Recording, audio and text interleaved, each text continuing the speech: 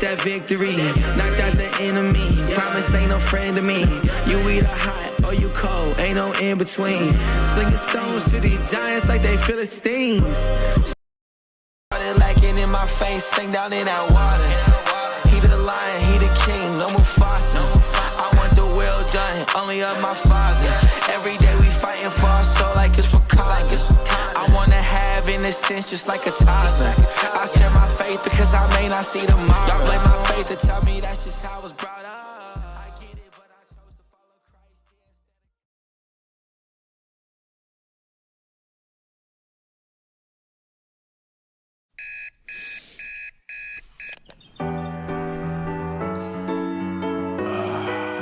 Christ. Everything husky. Good morning, it's another day, my friend. But soon the sunshine turns to moonlight, life goes on. It takes some time to say goodnight. You close your eyes to dream next thing. Tomorrow's here It's again. a brand new day, never hold on to hate. Cause you was placed here to be great. Please take your place. All queens got a seat at my table. Cause without y'all, then the man ain't able. Melanated queen, connected to the universe. And so I gotta thank my mom for my birth. If hate is the curse, then love is the remedy. So I send you love no matter creed or identity. Until infinity, look at you like you kin to me. Even when we disagree, yo, you still kin to me. In other words, I can't bring you no trouble, can't bring you no beef, don't wanna see you deceased. Now if I'm coming at you, I'm coming with a business plan. Cause every day I'm on some, yo, let's get this money, man. Yeah, and that's my real plans. I rest my head at night, I wake up, I got another plan. Good morning, it's another day, my friend. But soon the sunshine turns to moonlight, life goes on. It takes some time to say goodnight. You close your eyes to dream next thing. Tomorrow's here again. It's a lot of high rappers tell me why we don't get money together, but we'll kill each other over whatever. Running down the freeway, we gonna own down. If Black Lives Matter, why we gonna own down? That's why they laugh and they think that we clowns. They hear what we say, but see how we get down. We gotta change that now, right now to be exact. Cause hurting that man's moms is not where it's at now. Old school, new school, need to learn, yo. They put us in groups so they can make more dough. The young versus the old versus the young. Black versus white, you see the pattern, right? No unity, keep them all on some gutter-ish. This way they don't prosper and get rich. Yo, can't you see it's a trick? Just open your third eye and you'll see the full view of it. Now yo, what if the powers that be know that the real power lies within the people? That's us. And what if they using things like crayon colors, black and white, to separate the people? Hey, yo, you gotta wake up. Don't let them fool y'all. Spread love. Good morning, it's another day, my friend. But soon the sunshine turns to moonlight, life goes on. It takes some time to say goodnight. You close your eyes to dream next thing. Tomorrow's. Good morning, it's another day, my friend. But soon the sunshine turns to moonlight, life goes on. It takes some time to say goodnight. You close your eyes to dream next thing. Tomorrow's here again. Good morning, good morning, good morning, good morning. Good morning, good morning, good morning, good morning. Good morning, good morning, good morning. All right, good morning, y'all. You know what to do. It is that time. Drop a 1 in the chat if you can hear me. Drop a 1 in the chat if you can see me. We're going to get into it. Shout out to everybody who's in here, too. Good to see y'all in the building, man. We are in here. We are in here. Oh yeah, I see a bunch of y'all dropping the ones in the chat. Let's go. We're gonna get into it, making sure we're looking good. There we go. Looking all crispy and clean on the screen. Welcome y'all. Welcome back to another YouTube live stream and another episode of the Music Morning Show. I'm your host, ClassE Beats of ClassEbeats.com. Today, we've got a lot of topics we're going to cover. We're going to talk about everything today. I'm going to have to change the name of the show to just the morning show because we're talking about everything. We're talking about Joe Biden, President Trump. We're going to talk about what's going on in the music industry when it comes to a reaction to everything that went down this past Saturday with the failed assassination attempt on the president. We're most importantly, and my favorite topic today, we're going to be talking about the YSL trial and how we about to free Slime up in here. Y'all give it up for King Slime in the building. Young Thug's about to get up out of there. I don't know. We'll see. Also, we're going to talk about some beef going on between Candace, Owens, and Eminem. We were supposed to cover it yesterday, but we had so many breaking news stories that we weren't able to get to it. So we're going to cover all of that today. Shout out to y'all in the chat. Let me see what the chat is saying. We already got some people getting fights this morning. This is going to be fun. Shout out to Mixed Chick Samantha in the building. Good to see you. Mar is up in here. Says, what up, though? What's good, Mar? Good to see you. Ooh, shout out to, is it Ter? Is it just Terry? Shout out to Terry. Says, hey, ClassE Beats in chat from California. Shout out to West Coast in the building. That's where I'm from. Shout out to the West Coast. We have the amazing Amy in here. Does so much for me, so much for this community. Always good to see her in here and see her saying good morning. Shout out to Amy. I love Amy, man. She's amazing. Yeah, Terry. Okay, I got it. She said, Terry said Biden is president. I should say she because that could be a man or a woman. So shout out to Terry. You'll have to let me know if you are a guy or a gal so I can address you properly. Shout out to Terry, though. I appreciate you being here. If y'all could do me one favor real quick, I don't ask for much. All I ask is that on your way in, if you could like the video, not only does it help the channel continue to grow, but it lets the algorithm know you guys are enjoying the show and it shares it with more people. All right, shout out to Miss Terry over there. She said she is a female. Appreciate you letting me know, Terry. I have a couple of announcements to get into, and then we are going to get right into our topic today. Now, for those of y'all who are musicians or just love music, today at 1:30 p.m. Eastern Standard Time, we are going to be doing some music reviews.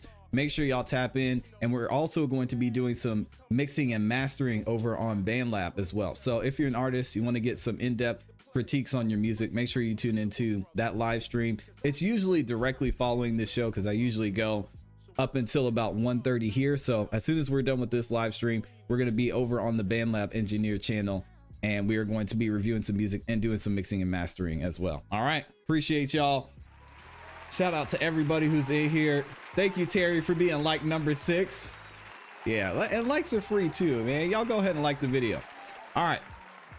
Y'all know how I am. I like to get in here and do a bunch of talking, but today we have so much that we have to get into. I want to go ahead and get into all of our topics today. So first of all, what are we going to do? How do I want to do this? Let me see. So we'll go here and then we'll do it this way. All right. So let's go ahead and get into it and make sure we're good. For some reason, we're not live streaming on X for some reason. I don't know what's going on over there. Oh, y'all are saying what number like you were. Shout out to Terry. She said like number 6. Amy says I was like number 7. Thank y'all, man. I appreciate it.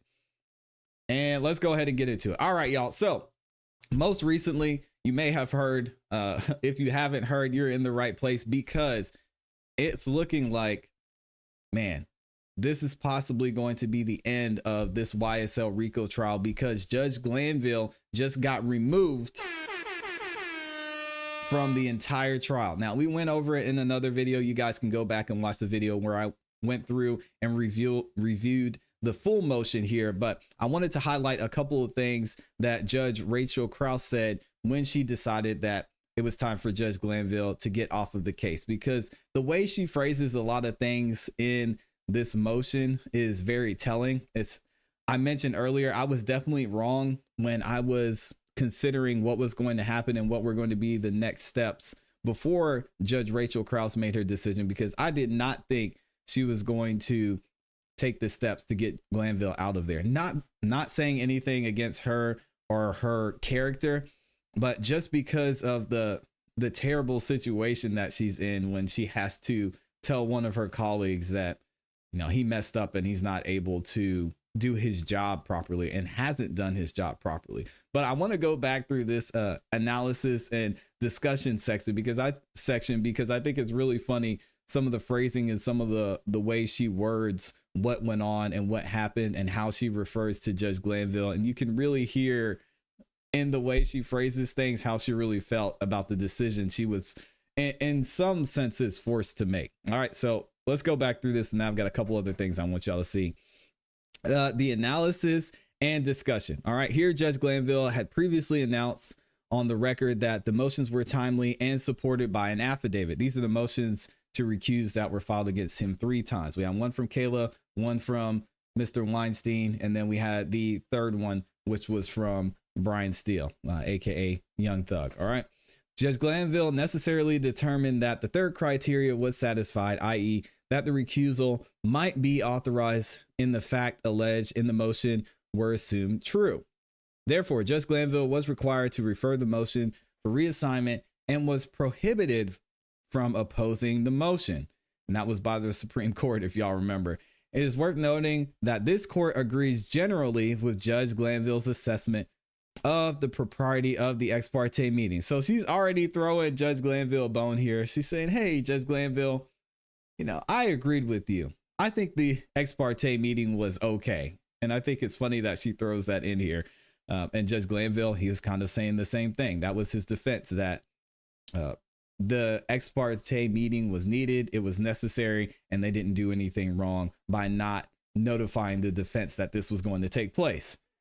And then she says, while the meeting could have and perhaps should have, oh my gosh, taken place in open court, nothing about the fact of the meeting or the substance discussed was inherently improper. So again, she's taken Judge Glanville's side. And I can see them having this conversation, you know, in the hallway as they're walking by, saying, hey, Judge Glanville, you know, I just want you to know that I'm with you.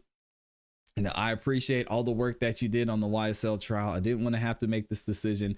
I think you did the right thing in holding that meeting. And it's just unfortunate. I had to go by the letter of the law. And she says, however, in his order denying defendant Kendrick's motion, and in the process of making his record on July 1st, Judge Glanville added facts, provided context, questioned the veracity of allegations, and otherwise explained his decisions and actions, and argued why those actions were proper.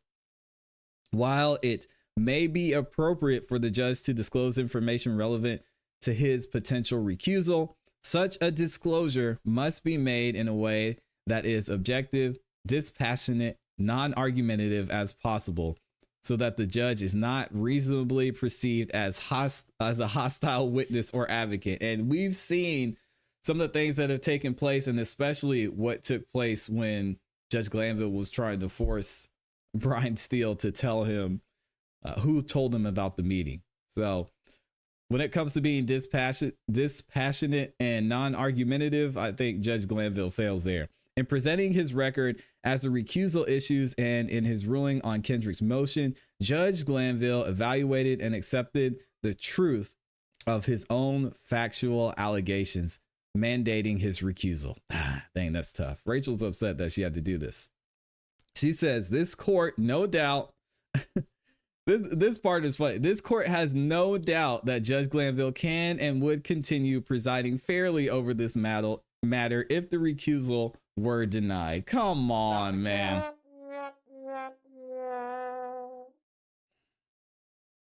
Let's be real about this. The ex parte meeting wasn't the only issue when it came to this entire case.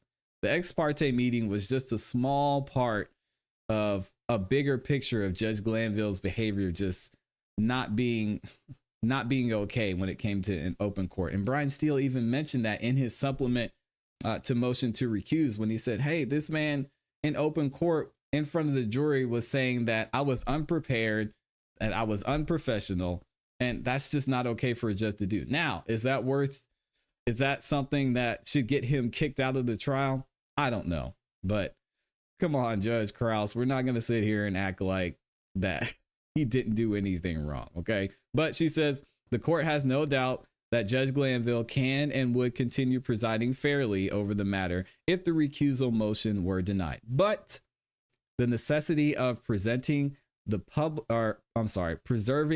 public's confidence in the judicial system weighs in favor of excusing Judge Glanville from further handling this case. Basically, they want to save face, and they want people in Fulton County and across the United States to believe in the justice system. The jury might still be out on that, pun intended, but y'all have to let me know what you think in the comments. All right. And then it says, based on the foregoing, this court hereby orders as follows. Defendant DeMonte Kendrick's motion to recuse Chief Judge Glanville is granted. Caleb Bumpus's motion to quash the show cause order to recuse Judge Glanville is denied as moot because she didn't need to show up. The meeting and the hearing was canceled there. Number 3, defendant Jeffrey Williams, aka Young Thug's motion to disqualify recuse Judge Glanville from all further dealings in the above reference case as amended and supplemented is granted. The clerk of court shall reassign this case using the court's case assignment procedures. And we're going to talk about their procedures in a minute and who got assigned that case, which we mentioned yesterday as well. And this was so ordered on the 15th day of July, 2024 by Rachel Krause. All right. You can see the tear stains right here from when she had to sign this. Anyway, let's go ahead and get into a couple other aspects of this case, everything that went down. Of course, y'all know the lawyer of the year, Brian Steele, he had to respond. And shout out to Thugger Daily for getting this statement from Brian Steele. We're going to hear what he said. I know this is going to be a little cut off on the screen. So let me just leave it here so y'all can read it. If I try to zoom in on this, I might be able to get it in there. Yeah, there we go. All right, here we go. This is a statement from Young Thug's lawyer, Brian Steele, regarding the recusal of Judge Glanville. Below, please find Brian Steele's statement regarding the recusal order. Young Thug is innocent of the charges brought in this indictment, and to clear his name, he sought a speedy trial, one in which he would receive the constitutional guarantees of a fair trial with an impartial judge presiding and ethical prosecutors following the law. Taking more shots here, man. I love it. Sadly, Judge Glanville and the prosecutors have run afoul of their duties under the law. Mr. Williams, aka Young Thug, is grateful that the reviewing court agreed with him and entered the order recusing and disqualifying Judge Glanville from presiding over Young Thug's case. We look forward to proceeding with a trial judge who will fairly and faithfully follow the law. All right. So shout out to Brian Steele again. He needs to get an award because he was putting in work over there. He did not back down. He went all the way up to the Georgia Supreme Court to fight this thing. And he was even willing to spend time in jail with Young Thug. This is, if you ever need a lawyer, this is the kind of lawyer you want. So the next question we're going to ask is, okay, now that this is all done, taken care of, we're beginning to move on. What are the next steps? Not only what are the next steps, but who is going to be taking over the case? Well, we have more information for you on that. Talked about it a little bit yesterday, but as y'all see, a new judge has been assigned to this trial, and that is going to be Judge Sharika L. Ingram. Okay. Give a little bit of her background. There really isn't much here. Her judicial assignment started in 2018, and she's been there for the past 6 years, going on 7 years. So congratulations to her. She's also a magistrate. She was a magistrate judge from 2015 to 2018. All right. And here's her education. She went to Clark Atlanta University, and she also went to Georgia State, which is super dope. And then we've got a little bit more of her experience. Now, when it comes to Judge Shakira Ingram's background and her I don't want to say reputation, but her relationships with people maybe inside the district attorney's office or Judge Glanville. I don't have much information and wasn't able to find much information on that other than her courtroom, which is 7E, and she's on a separate floor from Judge Glanville. I think Judge Glanville is in 8F, if I remember right. So they're on different floors. They weren't really working that closely with each other as far as we know. So it'll be interesting to see what happens with that going forward. But there's been a lot of things circulating when it comes to what's going to happen next in the trial, what decisions that Judge Ingram is going to have to make moving forward, because we're going to review in a second and hear what could possibly happen going forward. And it's looking like it may end up leading to a mistrial. Obviously, it's going to be up to Judge Ingram's discretion, but I want to look at this interview that Doug Weinstein did with Megan. Shout out to Megan Cunniff. I always mispronounce her name, so I apologize, Megan. But he gives a little bit of insight into what their next steps are going to be and what could possibly happen now that this trial is being taken over from another judge. So y'all check this one out. And shout out to Megan for posting this. I'll leave a link to this post and to her profile over on X, so y'all can follow her if you want to. Don't hold me to this, but my plan is to file 2 motions, a motion for a mistrial and a motion for bail. There's so many grounds for a mistrial at this point.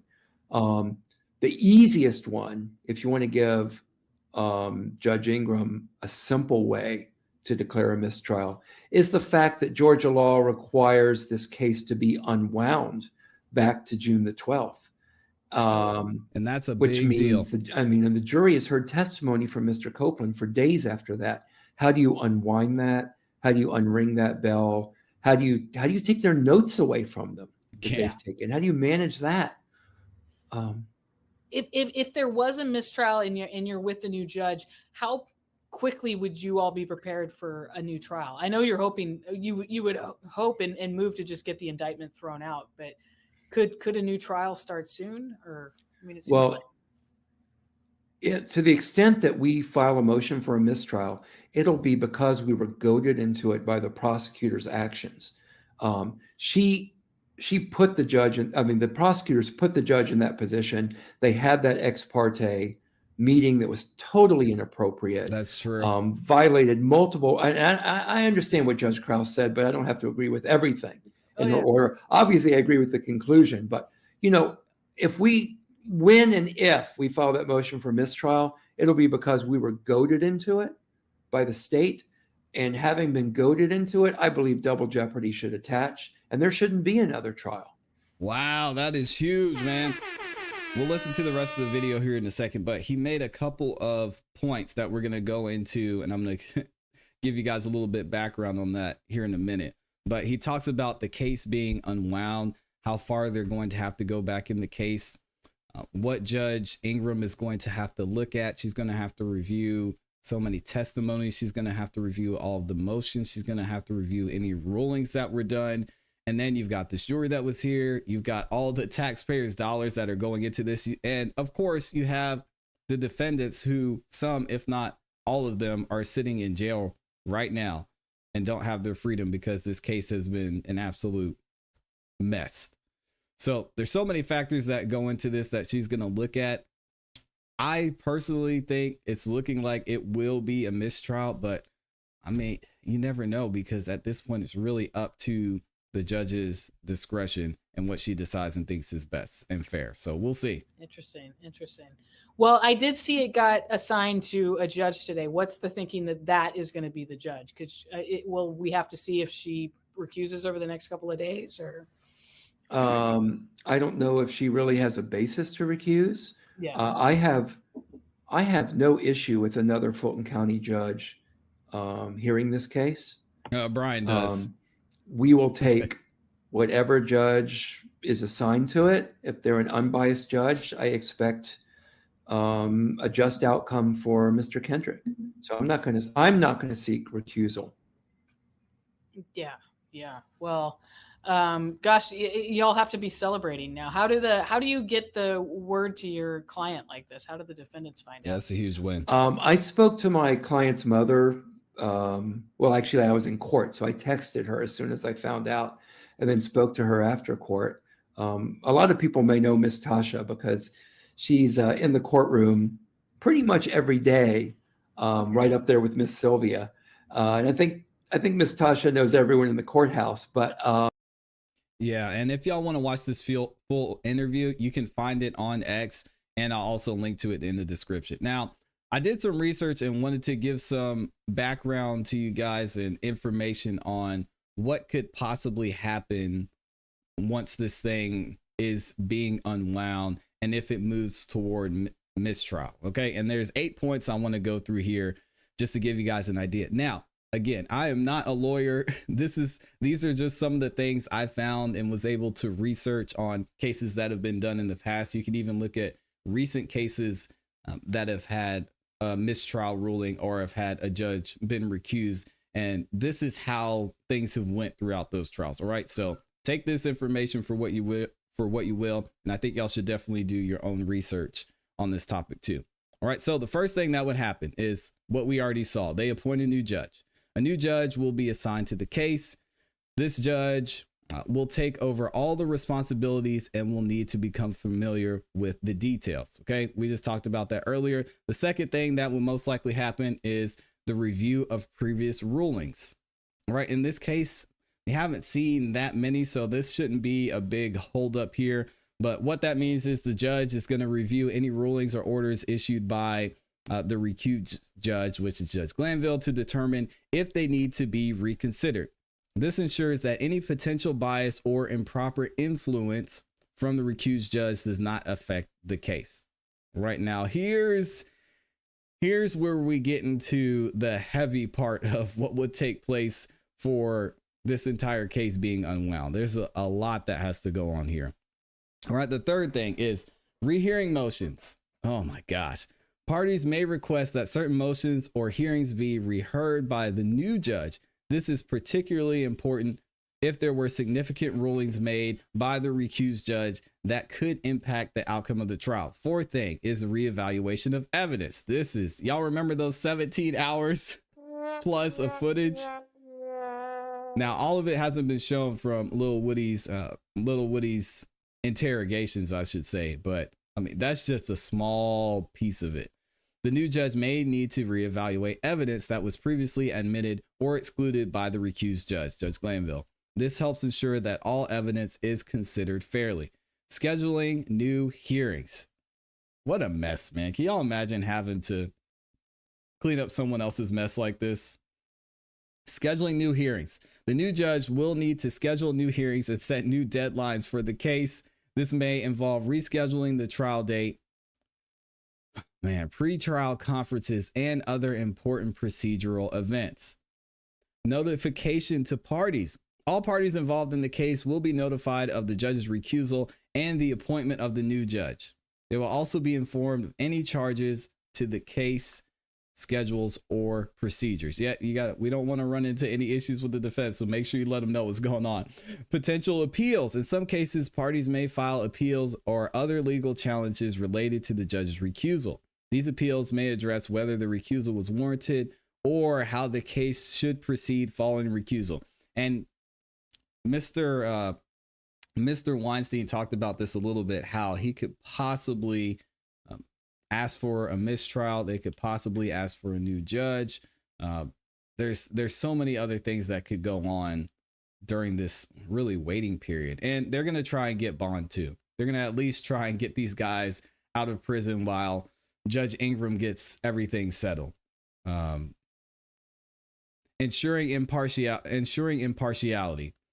Throughout the process, the court will take steps to ensure the new judge remains impartial and that the integrity of the trial is maintained. All right, so those are the main points that I see are going to need to be addressed when it comes to Judge Ingram taking over.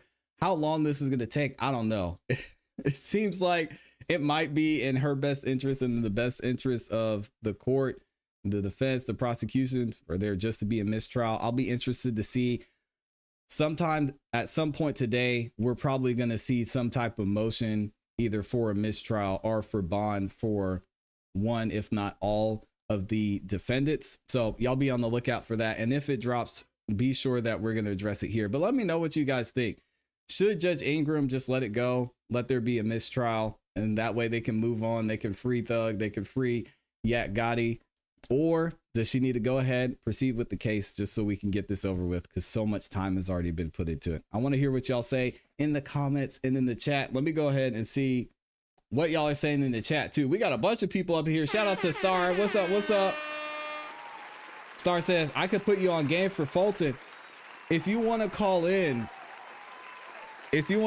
Star, definitely call in. Y'all can give your opinions and share your thoughts. The link to call in is in the description if y'all want to call in and share your thoughts too. I would love to hear what y'all think. Let me see. I want to make sure everything's set up over there too.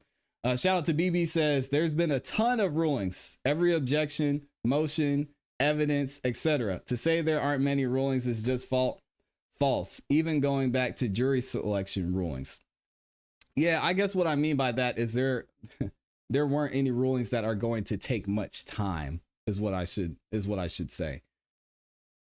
Because to me, those rulings are pretty straightforward. And the only reason it's gotten held up is because a lot of the objections have been had. But yeah, that's your opinion. That's just my opinion too. Shout out to BB for being here.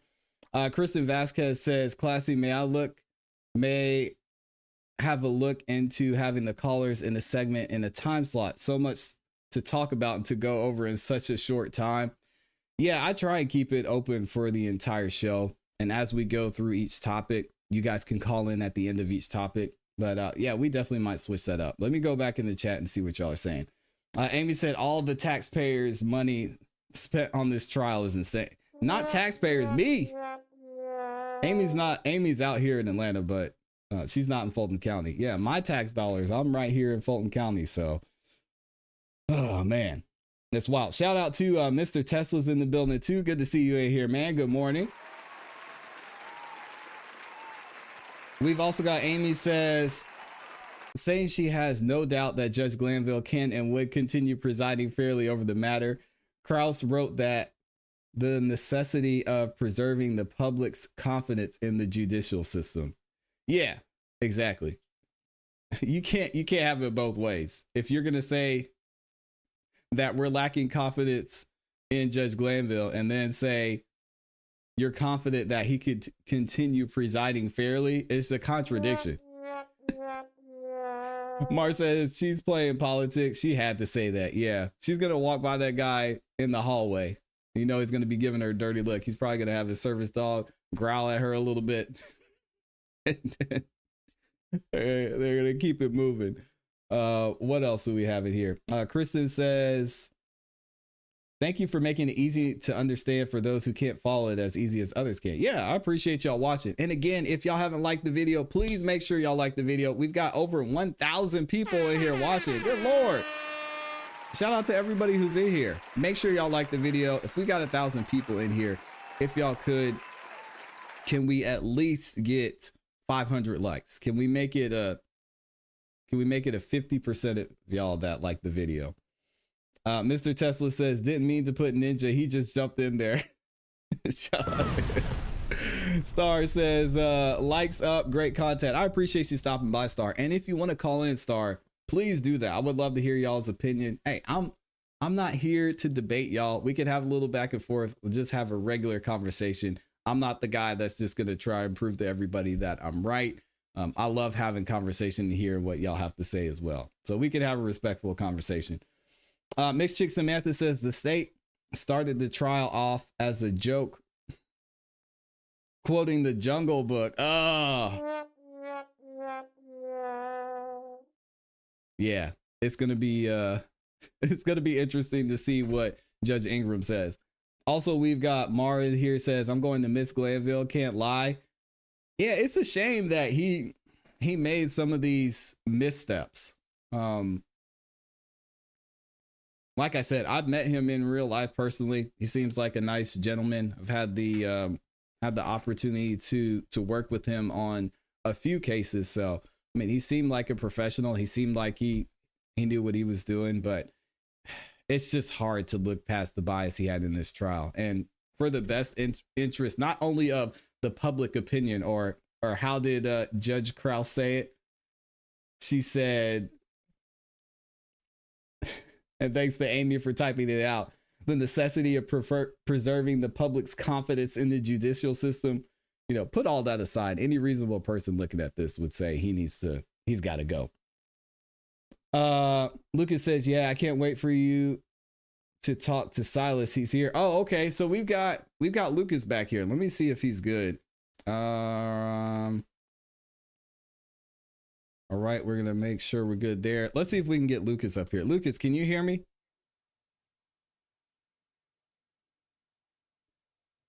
Lucas, you're audio Hello. on. Oh, there he is. Good morning to the youngin', man.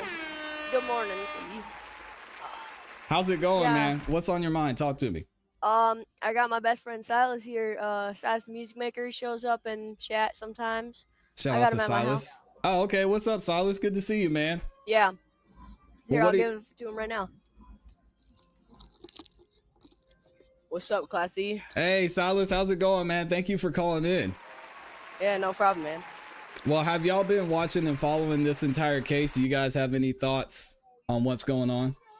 Haven't been watching it on this particular YouTube channel, but I was checking it on the news websites and things like that.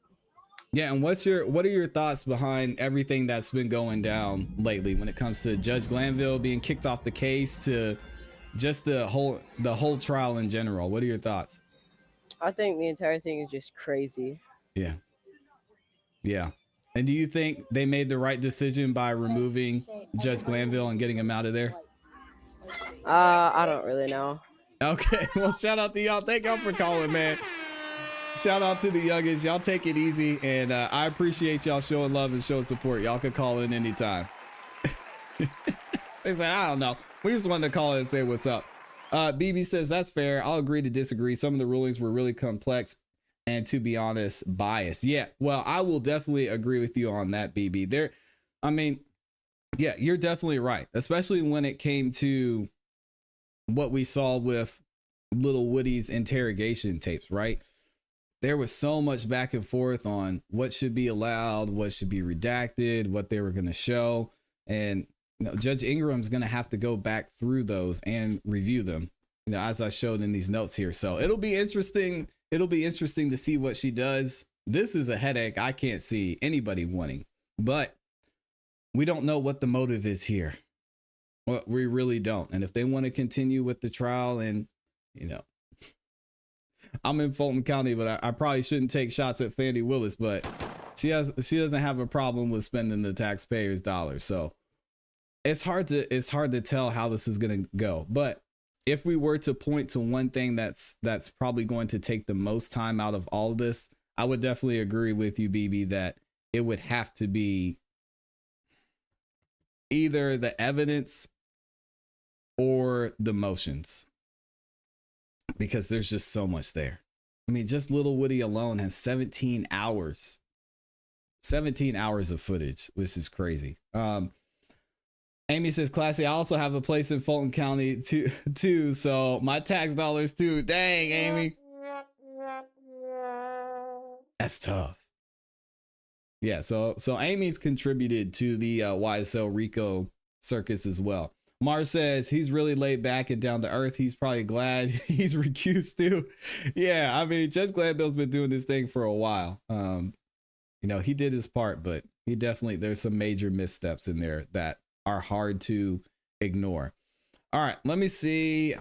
I wish a few more of y'all could come in, but again, if y'all want to take your time, get some confidence in there and call in, that would be amazing, because I would love to hear what y'all think.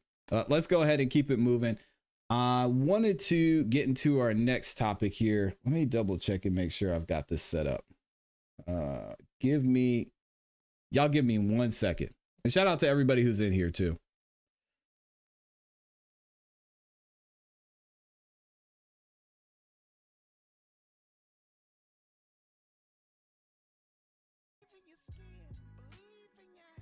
Believe in yourself. Believe in your talk. Believe in your walk. Believe in yourself. Yeah, yeah.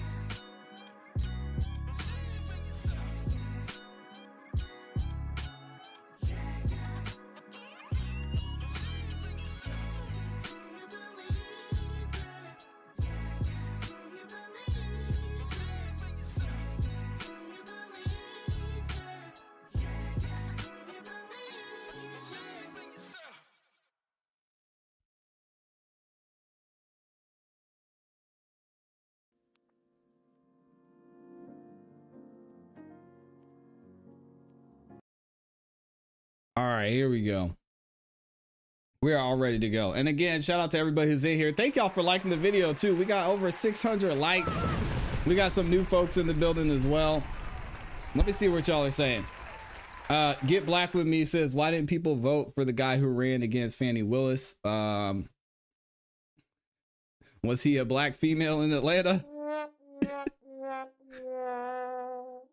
I mean, it's Fannie Willis. And if you just look at the voter demographics, it would Get Black With Me. I think you could pretty much just look at Fannie Willis and who she is and where she's running at in Fulton County. And it was, yeah, it is what it is. Mar said Fannie is fine. Oh.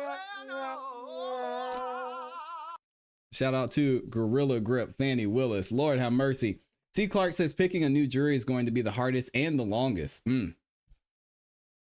That's a good point. C. Clark makes a good point, which is probably going to be more points towards a mistrial, because think about this for a second. What C. Clark is saying. Not only are you going to have to hope that the jury is unbiased, right? But you're going to have to hope that they haven't been watching this case. You're going to have to hope that they haven't been reading about the case. You're going to have to hope that they haven't been on YouTube and TikTok and Instagram and the Shade Room and the Lead Attorney and AV to the Seventh Power and all of these, and Thugger Daily over on X, all these places that are covering this case and have been covering this case for the past 2 years. With it being something that is so close to home, C. Clark, I may have to give you that one. Picking a jury is going to be tough. And if y'all want, dang, I don't even know if I should say this. Yeah, if y'all are ever trying to get out of jury duty, just say that you're biased, and they're going to get you out of there with the quickness. So, yeah, that's a great point, C. Clarky. You might be right. This whole thing is just a mess. Get Black With Me says she only received 80,000 votes. Fannie is a dirty gal, says Mr. Tesla. Bar says, just kidding. Yeah, he wants some of that gorilla grip. We already know what's going on. He said, before she comes get me next. Yeah, we got to be nice to Fannie Willis. Get Black With Me says, aren't there millions of voters in Fulton County? That's a great question. I don't know how many voters there are in Fulton County. I know I didn't vote for her, but it is what it is. Mixed Chick Samantha says, what's she say? Mixed Chick Samantha says, Kayla can answer why Fannie won. We got to stick together. Oh, man. Shots fired, man. Dang, Mixed Chick Samantha. Yeah, I'm sure. Anyway, which I find it interesting. Speaking of Kayla, I thought she was supposed to have an interview with Judge Peterson last night. I don't know if she did it or not. It seems like Judge Peterson keeps rescheduling. So I don't know what's going on there. All right, a couple more comments and then we'll get back to our next topic. We're going to talk about old President Trump and this entire assassination, or failed assassination, and what President Biden is saying about this. Mr. Tesla says, I'll be nice when she gives us our money back. Or takes us on a trip or something. Yeah, you're not going on that cruise, Mr. Tesla. If your name isn't Nathan Wade, she's not taking you anywhere. Wave Lori is in here. He says, good morning. All right, let's go ahead and get into it. Again, thank you to everybody who liked the video. I appreciate all y'all being here. All right, so let me do this and then we're all set. So as y'all heard, most recently this past Saturday, a very unfortunate event took place where there was an attempted assassination on future President Trump's life, which was very sad because not only was there a failed assassination, but there was a gentleman who was protecting his family and made the ultimate sacrifice and lost his life. There are still 2 other people that are critically injured from the reports that I'm reading that are in the hospital. So hopefully they're doing well or okay. I wanted to go back and kind of give you guys a video I was able to found that shows a good side-by-side comparison of what went down leading up to this entire debacle, because as we talked about in the past video and in the past live stream, it's clear to see that this was just a very missed opportunity and a very big gap in security when it comes to the Secret Service, when it comes to the local police. And they were even being warned several times, multiple times, by people in the crowd who saw what was going on, that there was something about to happen. People were anxious. People knew what happened or what was going to happen, saw the guy climbing up on the roof. So this is a side-by-side video I thought was really interesting that shows everything leading up to the shots being fired. Y'all check this one out. He was doing his job. I wouldn't even be doing this. I'd be at some beautiful place with the gorgeous ocean. The Look, they're all pointing. The Atlantic, maybe the Pacific. Yeah, someone's on top of the roof. Look. There he is right there. Right there, see him? He's laying down. See him? Yeah, he's laying down. And still I'm here with you. And this is all happening at the same What's time. happening? And to make sure we take back the White House, because if we do, we're going to make America better than ever before. We're going to make it. Yeah, look. And it's There not he is. easy, because we have millions and millions of And this part of the video is just so chilling to me. Just how you can see him crawling on top of the roof. And we talked about in a video that I posted yesterday afternoon how this entire building, this is where the local police were actually staging everything that was going on in this event. Not staging in the sense that they were setting up this entire thing, but this is the building where they were preparing. They had comms going back and forth. They were making sure everything was secure, communications, and he was able to climb on the roof of the building where the police were, which is just, I mean, the conspiracy theories that are going to come out of this part of it are going to be wild. people in our country that shouldn't be here. Dangerous people. Criminals. We have criminals. We have drug dealers. We have people that should not be here. Look at it. You can see Much him. tougher than if it happened. You went We right have on the the roof strongest border again. ever. In recorded history, we had the best border. In fact, if they could ever put up a chart, I don't know if they can do it. Do you guys have access to that chart that I love so much? You don't mind if I go off teleprompter, do you? Because these teleprompters are so damn boring, I try and explain that. Oh, there's it. Wow.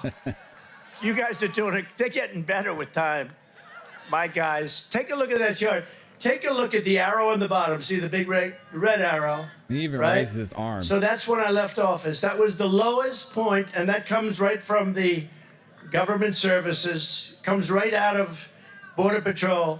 Take a look at that. So that arrow is the lowest amount of illegal immigration ever in recorded history into our country. And then the worst president in the history of our country took over. Y'all see how much time has passed, even just sitting here listening to it, just knowing there's a guy 140 yards away climbing onto a roof. All this time has passed and nothing's been done. Nobody's acting. It's just insane. And look what happened to our country. Probably 20 million people. And you know, that's a little bit over that chart. That chart's a couple of months old, and if you want to really see something that says,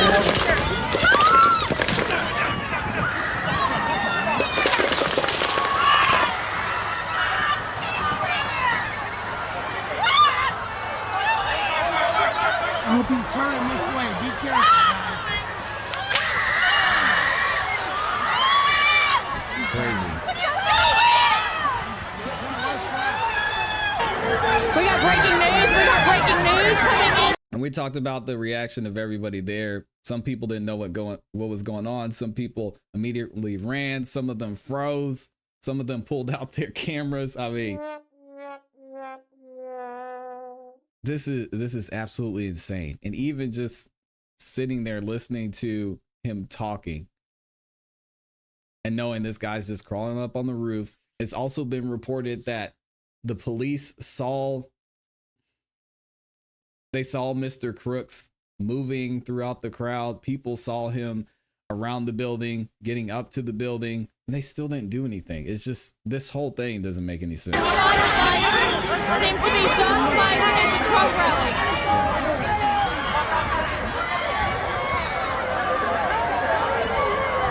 Is he okay?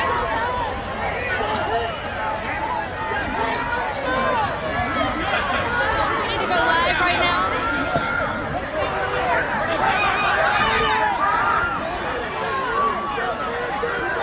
We are live right now at the Trump rally.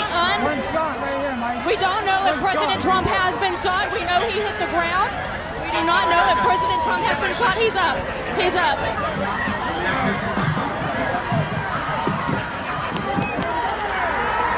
Shots are still continuing to be fired.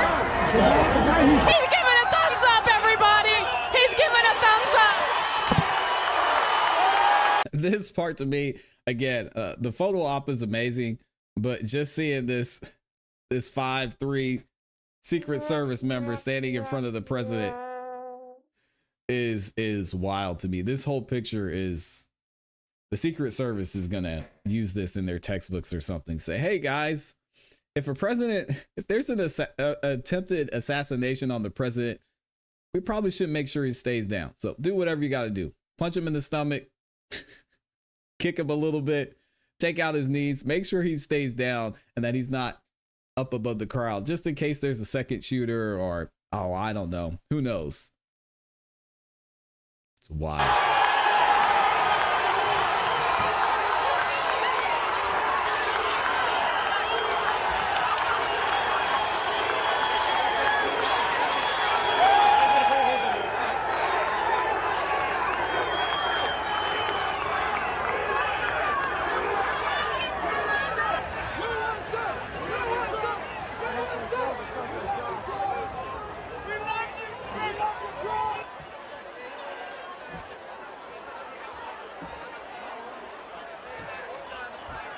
Breaking news right now. This is Vanessa Broussard. You got this poor Secret Service member looking like it's her first day on the job, man. She's over there struggling.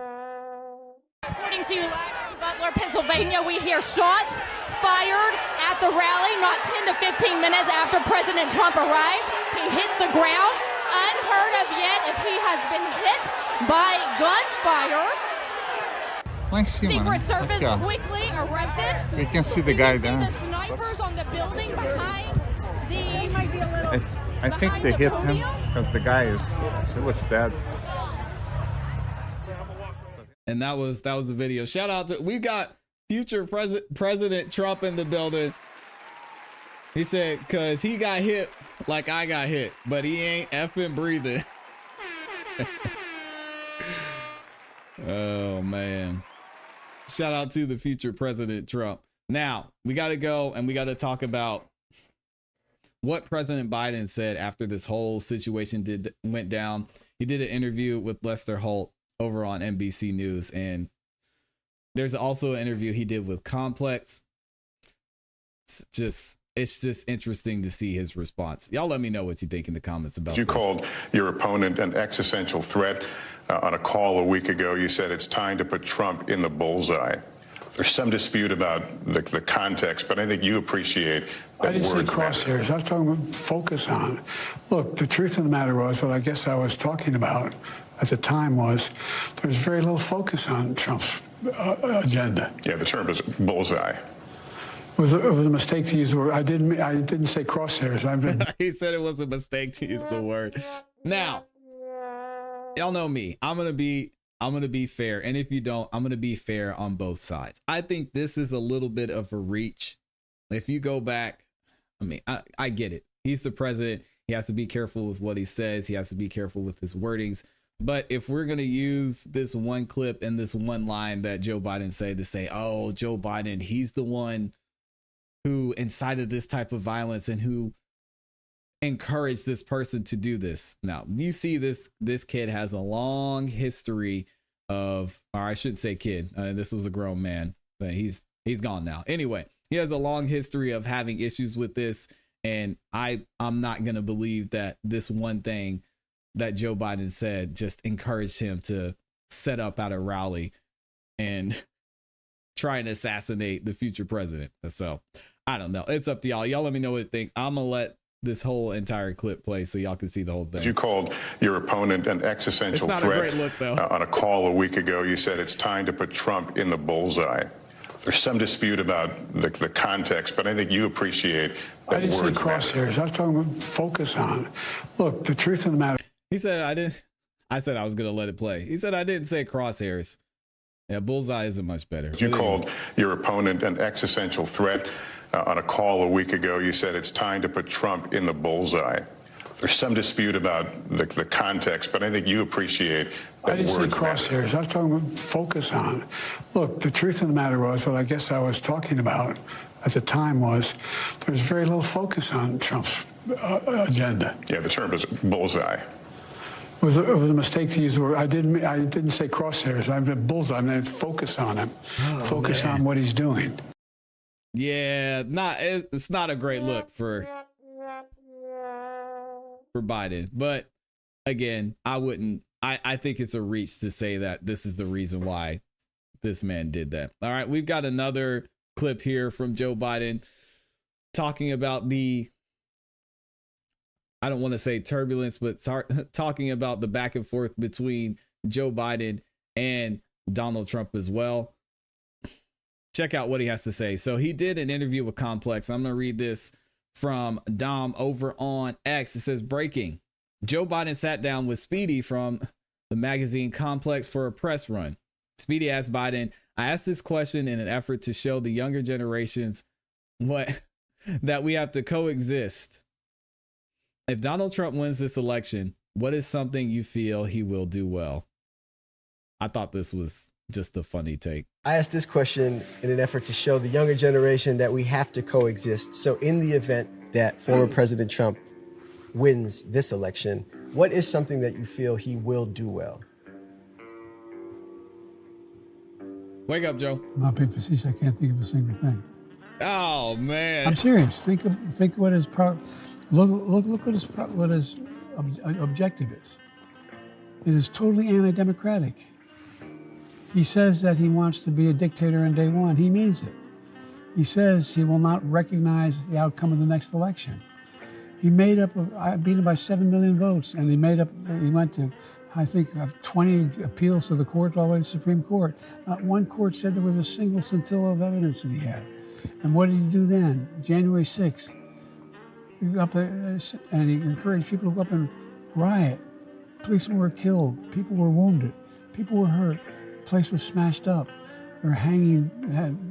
Anyway, what did he? It's interesting that he makes that point about him inciting violence, because this is what I referenced in the last video. If you're going to play it fair on both sides, Trump went out of his way to say, if you go up there, be peaceful. There shouldn't be any violence. So you're going to bring this up and then you're going to say we need to keep him in the bullseye. Come on, Joe. He went to, I think, 20 appeals to the court, all the way to the Supreme Court. Not one court said there was a single scintilla of evidence that he had. And what did he do then? January 6th, and he encouraged people to go up and riot. Policemen were killed. People were wounded. People were hurt. The place was smashed up. They're hanging. Anyway, what did he do? He sat there in the dining room off of the Oval Office, watched it for 3 hours, didn't say a damn thing. And now he says if he loses, there'll be a bloodbath? All right, there's your guy, man. That's y'all's guys. President Joe Biden. Come November, this is going to be very interesting to see what happens. Even leading up to this entire failed assassination attempt, we already saw, especially post-debate, that Donald Trump was ahead. It's looking like, especially in a lot of the swing states, that he was ahead in the vote, that they were leaning more towards voting for him. Now it's seeming like that he's going to run away with this election. Y'all let me know what you think in the comments and also in the chat. Was this whole thing a setup? Why do you think it was a setup? What evidence are you seeing of that? And do you think Joe is going to make it till November? I don't know, man. Mr. Tesla said, that's your man's, ClassE. You must be talking to a different ClassE. That's not me. We're good on that. What does Amy say? She says they said 2 minutes went by from when he climbed before the shooting took place. 2 minutes. She also says, did you see this clip with the head of Secret Service? Yeah, I did. Let me play it real quick. And shout out to Amy for sending this over. We got David Muir over here. Let's see what they talking about over here on the Facebook. We continue here with the news tonight. There are fast-moving developments after the assassination attempt tonight. Remarkable new images here. The alleged gunman seen climbing to the roof just minutes before opening fire at that rally. You can actually hear people in the crowd yelling to an officer, pointing him out. And now we learn that law enforcement was actually using that building as a staging area, and how the gunman climbed onto the roof, the wall outside that building. And ABC's Pierre Thomas tonight with the exclusive interview with the head of the Secret Service and what she's saying now. Stunning new video tonight showing the moment Donald Trump's would-be assassin climbed onto the roof of that building just 2 minutes before he opened fire. Gives me chills, man. There he is. You can hear bystanders desperately trying to alert police. Look at this, y'all. Authorities now using that video as part of the investigation. And tonight, ABC News has learned that heavily armed local police were stationed inside that building and missed Thomas Crooks climbing up the outside of the building to the roof. The same building was being used as a staging area for local police, according to 2 law enforcement officials. And Butler Township officials are confirming ABC News' reporting that a local police officer climbed up the roof and confronted Brooks moments before the shooting. The officer grabbed hold of the edge of the building, pulled himself up to be able to look, and according to what he's told me, shooter turned, rifle was pointed at the officer. The officer, defensive move, kind of ducked, fell, lost his grip on the building. Investigators tonight trying to determine whether roof access had been properly locked down. The shooter climbing seemingly unimpeded, about 400 feet from the stage, with a direct line of sight on the former president. Take a look at what happened. Washington lawmakers demanding answers, calling on the Secret Service director to appear before Congress. We sat down with Director Kim Cheadle today for an exclusive interview. What was your reaction when you saw the events unfold on Saturday? Shock, and then concern, obviously, for the former president. This is an event that should have never happened. Who is most responsible for this happening? What I would say is that the Secret Service is responsible for the protection of the former president. So the buck stops with you? The buck stops with me. I am the director of the Secret Service. It was unacceptable, and it's something that shouldn't happen again. The President and Homeland Security Secretary said today they had 100% confidence in you, but there are some members of Congress calling on you to resign. I appreciate the Secretary's comments, and we're going to continue to be transparent and communicate with people. You plan to stay on, absolutely. I do plan to stay on. Director Cheadle says she will not wait on an independent review of the security failure. She says she plans to make immediate changes. We learned today she's already expanded the tactical or SWAT support for former President Trump. David? Pierre Thomas here in Milwaukee with us. Pierre, thank you. All right, there it is. And again, shout out to Amy for sending that one in.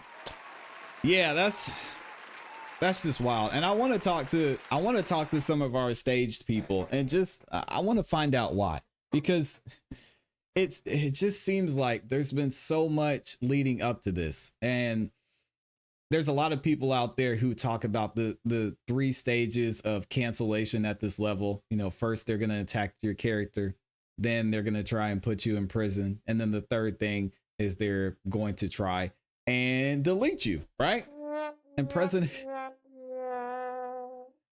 Trump, y'all don't like it. I'm calling President Trump. Future President Trump, he's been through all of those things like crazy. And that's fine. You know, he's done some things that I don't necessarily agree with, but we have to ask why the spotlight is being put on him specifically if we're going to go down this road. Because if y'all want to be in the comments and you want to watch this video and you want to comment on the other videos we have, and you want to just talk about Donald Trump, and you don't want to talk about all the other things that have happened, I mean, that's when you kind of lose me in this conversation. So you can't have it both ways. So is this fake? Was this staged? Is the whole thing staged and Trump is just this horrible person and we're not shining the light in certain places? Y'all tell me. Oh, we got Speak Now up in here. Let me see if I can bring Speak Now up. Speak now. Can you hear me? Oh, let me turn off the cancellation. Hold on. Hello? All right, there it is. Speak now is in the building. Can you hear me? I can hear you, but I can't see anything. Okay, yeah, you It's probably like won't. it's totally blank on my. Yeah, so I just want to just give my input on this whole situation. Everybody has gonna have their own opinion. I'm gonna be honest with you. I feel like this is staged. I just feel like this is a help for Trump to get a better win in elections, because there's going to be so many questions with this whole assassination. Now, when you said that was the law. Uh-oh. Come on, speak now. We lost you there for a second. Can you hear me? Yeah, I can hear you now. That's a little bit better. We lost you there for a second. Sorry. No, I was going to say, because of the assassination, there's so many questions that need to be answered. One of the questions is, if that's a law enforcement building, wouldn't you hear the perpetrator that's on the roof? If somebody's on your roof, you would hear somebody on your roof, and they would have heard him crawling on the roof. That's impossible that you wouldn't be able to hear that. To say, hey, somebody's on the roof, and nobody's not checking the roof and everything. You get what I'm saying? Right. And then the second thing is, if somebody's firing a gun towards you, how did you get no blood on your shirt or your jacket? And it's only on your ear, and it's like it's poured on his face. So it's it doesn't make sense in so many ways, and it's going to be a lot of questions to be asked. Some people think it's true, some people think it's not true, but I think I think it's just totally staged for him, just a better win for his election, and that's just my opinion on everything. Okay, so let me go back a little bit. So with you saying that you believe it's staged for him to do better in the election, do you think, or what were your thoughts before this when it came to Trump winning and seeing how, especially after how bad the presidential debate went, what were your thoughts on where he stood before this all happened? Well, my thoughts is I have two opinions on it.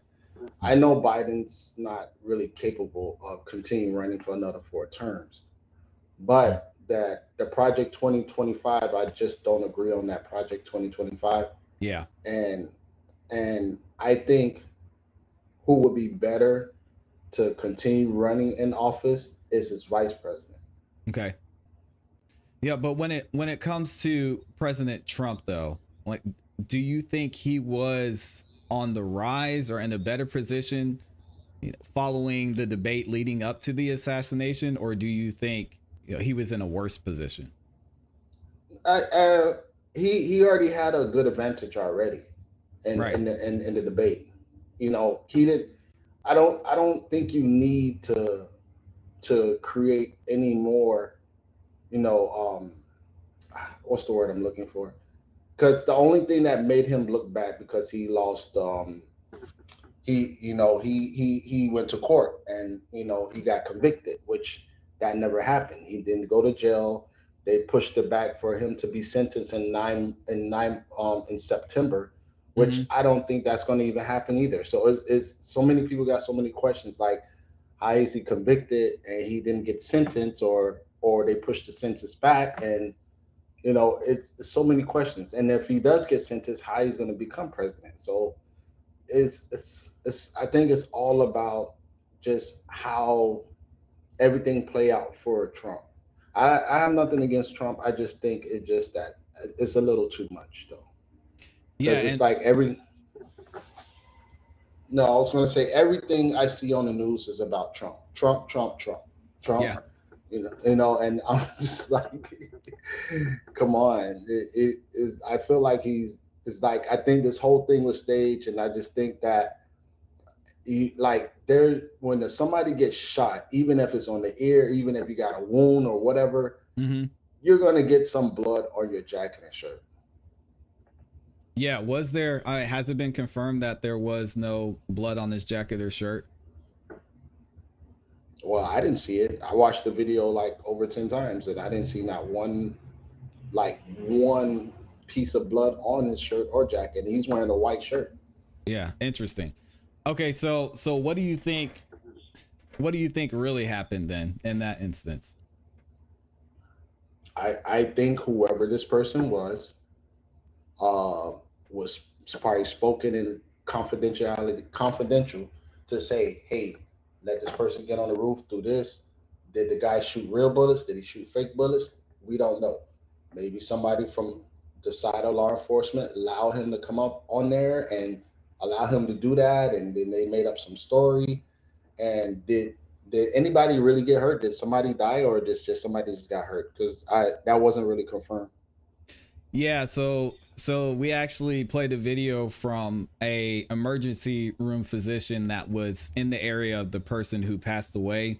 He said he tried to administer CPR. The doctor even had blood all over his shirt, and he said there was gray matter from the guy's brain all over the place, and he was losing blood rapidly. And then there's also videos of that person being taken away from the scene. You can see the helicopters coming in. And then obviously with the shooter, there's a lot of video evidence of what happened to him and the shots being taken, and his body being taken away from the rally as well. Okay, but the question is, if all right, so if there was a real shooter that did shoot somebody, the big question is, did they really shoot Trump? And did the gun glaze his ear? Was there a bullet wound or anything that really glazed his ear? That's another question to be asked. If the shooter made a mistake and didn't hit Trump and hit one of the rally attendants, then he made a mistake and did the aim at Trump. He just aimed at the rally attendant and made a mistake and didn't hit Trump. So the thing is, did the bullet really glaze his ear, and was that real blood? Nobody knows except the people that was there. Yeah. Okay. So I guess one other thing I would want to ask you is, let's say everything you're saying is true. This was all staged. This was all a setup by Donald Trump to just catapult him into, his next or his second term as president. I'm trying to think of how to ask this. Where do we go from here, in your opinion, after this? Now knowing that information, that this was staged, that this was set up by Donald Trump, what do we do with that information or that thought? Well, I think that this is going to change people's perspectives. The narrative is to show people, hey, people are trying to kill me because they don't want me to run for office. So it's just to get more of a narrative, to feel more on his side, to feel like, hey, this is what's happening to me because they don't want me to become president. So this is what they're doing. They're trying to stop me from being president. So just to get more narrative for more voters to look more, how you say the word that I'm looking for, more passionate, favorable, more sorrow. Yeah, favorable on his side and everything. And when you look back when he was president before, the people that was part of Trump, where he allowed all those guys to go run into the White House and do what they did. Yeah, the state capitol. Yes, the state capitol, and do what he did. And he allowed it to happen. It shouldn't nobody be able to go and get access into the state capitol and do that. Yeah, I get what you're saying. We could sit here, I think, and play the ticky-tack back and forth game all day. I think. Does it make sense? Like, nobody should be able to go in the state capitol and do what they did. So nobody shouldn't be able to get on top of the roof and do what they did. Does it make sense? Yeah. I mean, it makes sense to me, looking at the facts. Now, looking at some of the things that have come out since then, how some of the guys were escorted through the Capitol peacefully, and then certain things broke out. I could see how you could say maybe something looks a little fishy there, Suspect. Yeah. but and you gotta what think about this before I say you first. I have Yeah. one more thing. Yeah. You gotta think about it like this. If it was a minor or more of a black, if it was more black people that walked in the state capitol doing the same exact thing, you think the outcome would be the same, or would be somebody who probably would have been killed in the state capitol? Can you ask that question a different way? Uh, um,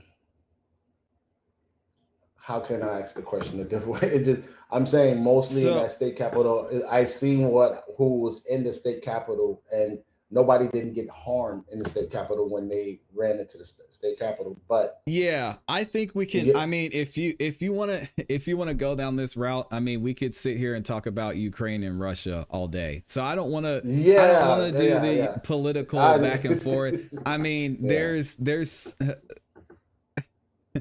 so many things that we can point to just when it comes to politics in general that make us kind of give it the side eye and say, I don't know what was really going over there. I don't know why we're sending billions of dollars over to a country that while we're going through a recession. I don't know why President Trump was holding the Bible upside down and standing in front. Like we could go down the rabbit hole of all the weird things that have happened on both sides.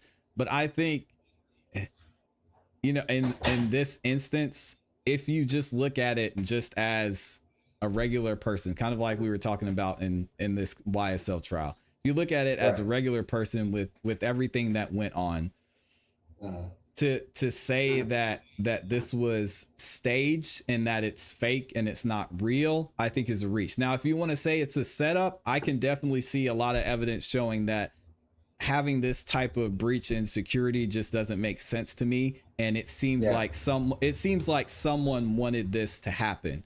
To say that Donald Trump wanted it to look like his ear was shot at and he fell on the ground and then somebody died and then they had the shooter. It just doesn't make sense to me, especially looking at where he's standing now and how he's viewed by the country. Like everything leading up to this, whether it comes to Stormy Daniels or whether it comes to these federal charges that were brought up against him to now him being assassinated.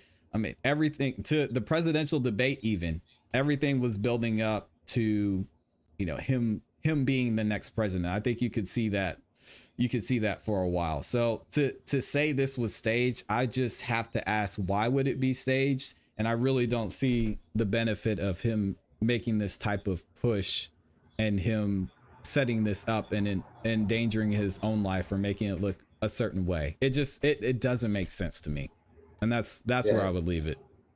Yeah, it doesn't make sense, but there's always going to be a lot of questions that's going to be asked, and there's going to be a full investigation, and somebody's going to find out what really happened. Yeah, absolutely. And I think, at the end of the day, there are two people who lost their lives during this thing. So whether it was staged or whether it's a setup, something real did happen. I mean, we know that gentleman that was shot by the killer, he had a family and he was protecting his wife while that happened. We know that, the killer had all this animosity towards President Trump, and, he's no longer with us and took someone with him. So, it's unfortunate. I know the conspiracy theories are going to fly, but I definitely hear what you're saying. I disagree in this case specifically, though.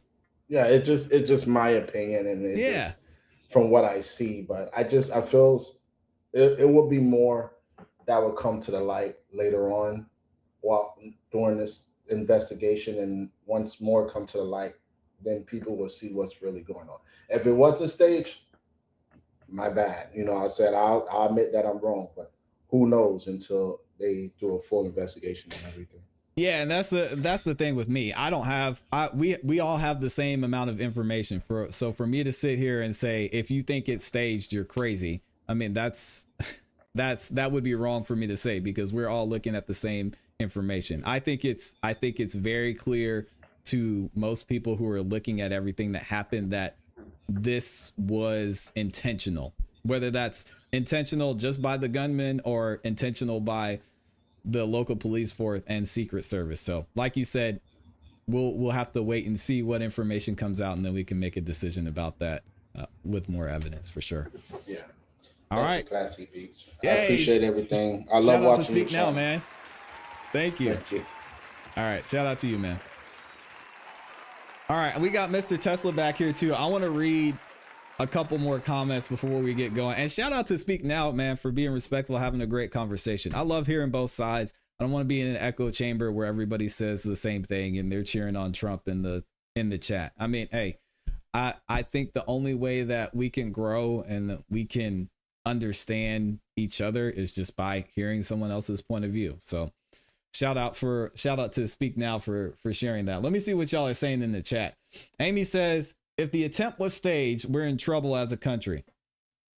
If it wasn't, we're in trouble as a country. Crazy to see how many people are laughing and joking about this. Most aren't even ready for what's coming. Italicamino's in here. He says, remember Donald Trump is not the president anymore. He can't possibly have the same Secret Service as Biden. That is correct. But as we talked about yesterday, there have been requests by him to get a little bit of a boost in his security, and those were denied. Y'all see the security that he had at the the Republican National Convention. He had some 7-footers in there walking around him, but obviously there's a bunch of high profile politicians there, so security is going to be a little bit tighter. Mixed Chick Samantha said, how did dude watch the video over and over but missed that someone lost their life and others got hurt? I'm confused. Well, his thing is, I mean, have we verified that? From what I can see and from the eyewitness testimony, it's looking like that's the case. But I mean, still, you could question if it really happened or not. So I get it. Get Black With Me says it makes perfect sense in my opinion. He is a crazy person. The country is almost equally divided. It will come down to a small margin. Before that's false. Get Black With Me. Trump had a significant lead in a large majority of the swing states, which are the states that usually decide which way we go, even before this assassination attempt happened. I mean, can you imagine if he had to have another debate with Joe Biden? Then he would just go through, things would go through the roof, right? Joe Biden is, he's done. And I think people are seeing that they don't want this man in here. Now, if Kamala were to step up, maybe things would change slightly, but I have zero faith in Kamala to, yeah. Anyway. Let's see. What else are we saying in here? Get Black With Me. And Mr. Tesla, I'm going to bring you up in just a second. Get Black With Me says Trump has a history of forecasting his plays and using term Manchurian candidate speaks using the term Manchurian candidate speaks volumes. Yeah. Yeah, you can read into it if you want to. Shout out to a sexy, smart, sweet back in the building. She says still voting Biden all day.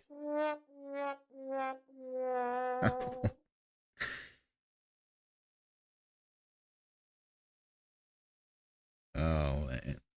Sexy, smart, sweet. I would love to hear why. Is it if it's just because is it just because he's a Democrat? That's an interesting statement. I mean, especially. You called your opponent an existential threat. On a call a week ago, you said it's time to put Trump in the bullseye. This is your guy. There's some dispute about the context, but I think you appreciate that I didn't say words matter. crosshairs. I was talking about focus on. Look, the truth of the matter was, what I guess I was talking about at the time was there was very little focus on Trump's agenda. Yeah, the term is bullseye. It was a mistake to use the word. I didn't say crosshairs. I meant bullseye. I meant focus on. All right, we gotta talk about this. She said Trump is too dangerous and reckless. In what way? We had our country was the strongest it had been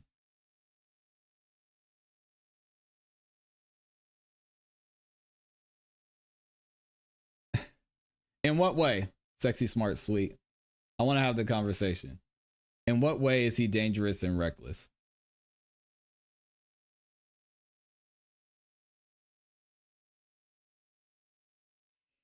Let's get Mr. Tesla up in here. Let me see if we can get him in here. Shout out to Mr. Tesla. Sorry for your wait, man. Can you hear me? Yeah, I can hear you, bro. What's good? I am doing great, man. What's on your mind? What are your thoughts? Oh no, man. This I just had a quick wanted to say something about that guy getting on top of that stage or wherever they were. So I worked really close with the Secret Service, like when I put up events, um, like when Barack Obama, well, Barack he wasn't there, Michelle Obama when they spoke in Tampa, Yeah. and the way that they run their security is so tight. Even the people that work there have a hard time getting around when Secret Service is around. So I don't understand how someone just gets on it gets anywhere without them knowing, because I've been there, and it's so tight. Like they run it like it is really strict. Doesn't matter what kind of badges you have, even if you work there, got credentials, like they will grill you.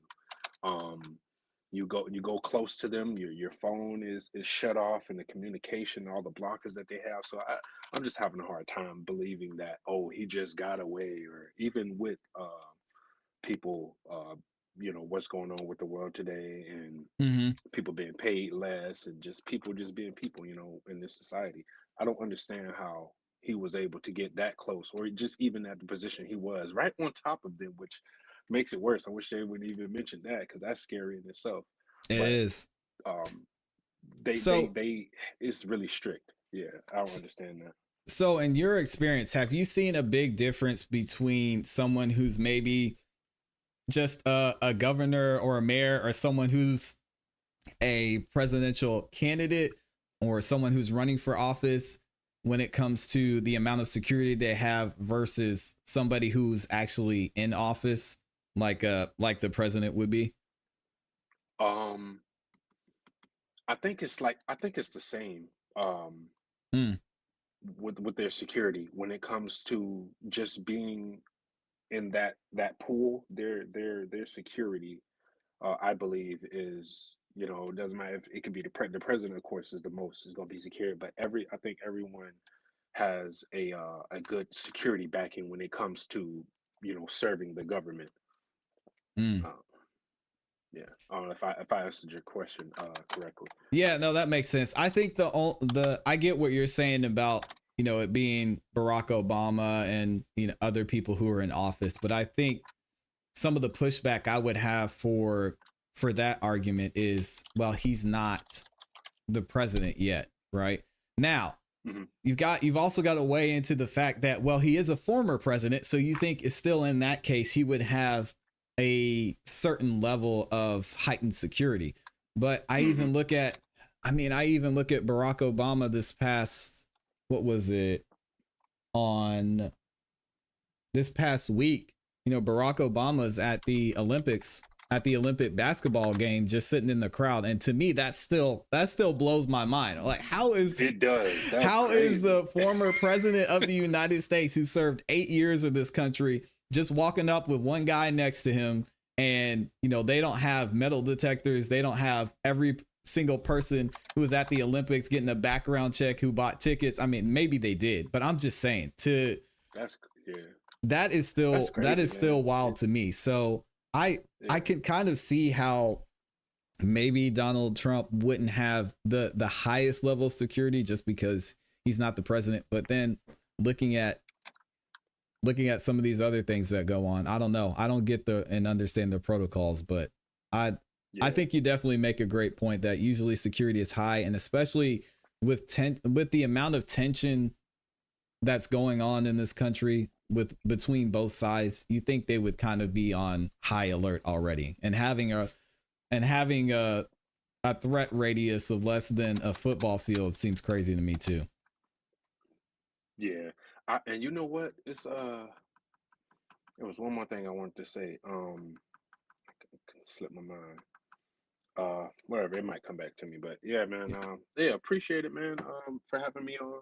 You know, I'm always willing to call in. I'm working right now, but I was like, let me just close this door and go ahead and take this call real quick. I got something to say. All right, appreciate you, man. Always appreciate you calling in. You're welcome to call in anytime. You know it. All right, bro. All right, peace, man. What's up, chat? All right. All right, that is Mr. Tesla, aka Underdog, up in here. My guy is Smoking the Ones in the building. He says Trump beat a Rico and took a cap in the ear. Drop the album.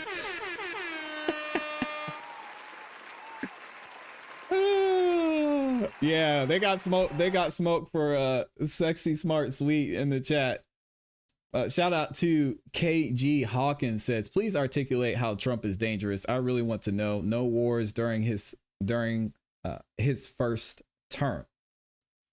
Yeah, I think it's just it's a talking point, because if you look at politics in general, you look at Joe Biden, you look at Obama, you look at George Bush, you look at Donald Trump, there are things we can point to in all of their terms, and even leading up to that kind of make you think something's a little off here. I think that's just what's going to come with the territory.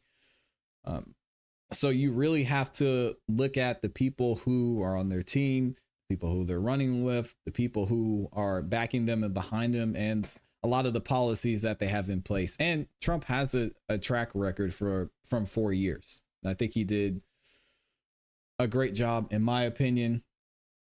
Yeah, a lot he had to deal with too. Y'all know what was going on.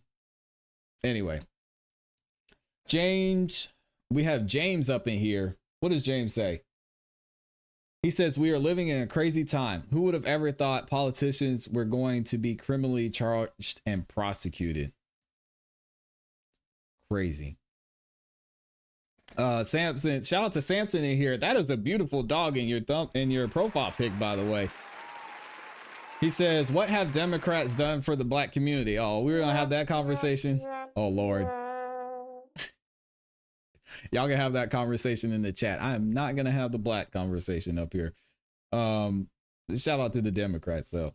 Exactly, Samson. Look at the Democratic ran states and look at Republican ran states. There's a clear difference. I think the funny thing about the black people and black communities is they want all of the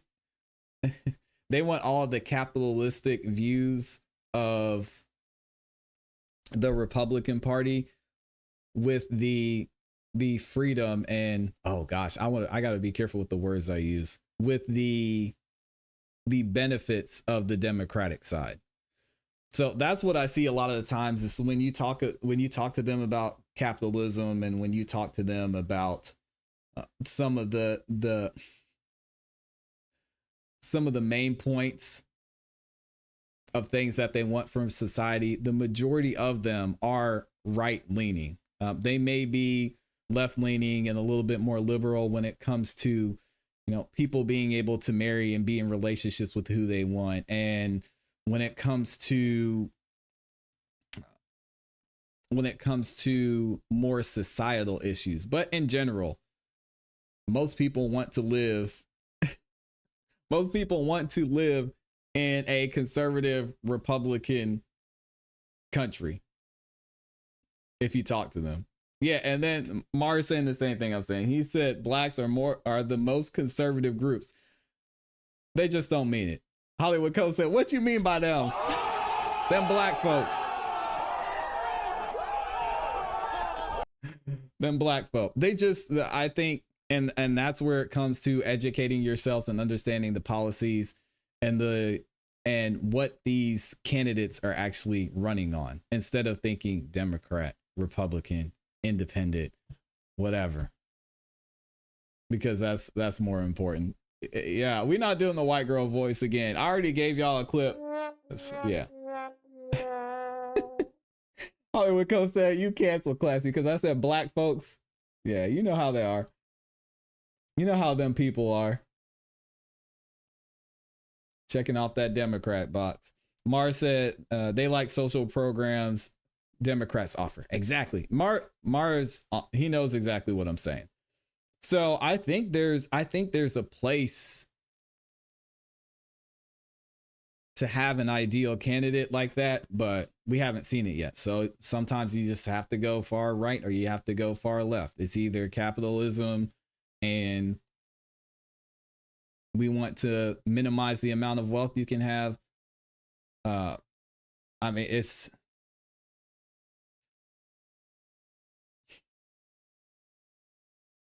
I'm gonna leave it alone. Makes Chase Samantha said the white girl voice is crazy. Amy said that's her favorite. Shout out to Hollywood Co. I thought I saw somebody else that called in, but I must have missed it. Dang, we had so many more topics to get into today, and we're getting close to the end of the show. I might be able to get to them though. I appreciate y'all sticking with me. Smoking the One said man's turned into, I don't know what that means. Mr. Tesla said that was me. Call back in, Tesla, if you have something else you want to say. Shout out to Samson said, this is one of my favorite channels to watch and I appreciate your insight. Wow, thank you, Samson. I appreciate you. Yeah, call back in, Mr. Tesla, and then we'll get into our next topic. Because I had a couple more topics I wanted to cover. I wanted to cover real quick. We'll get into it here in a second. But yeah, please call back in so I can hear what you have to say. Look, this is y'all's guy right here. On him. Focus. You Sexy, called smart, sweet. your This your opponent guy? an existential threat. On a call a week ago, you said it's time to put Trump in the bullseye. There's some dispute about the context, but I think you appreciate that I didn't say words matter. crosshairs. I was talking about focus on. Look, the truth of the matter was, what I guess I was talking about at the time was there was very little focus on Trump's agenda. Yeah, the term is bullseye. It was a mistake to use the word. I didn't say crosshairs. I meant bullseye. I meant focus on him. Focus on what he's doing. Oh man, let's go ahead and get Underdog back in here. Underdog, what's on your mind? You said you remembered what you were gonna say. I meant bullseye. I meant.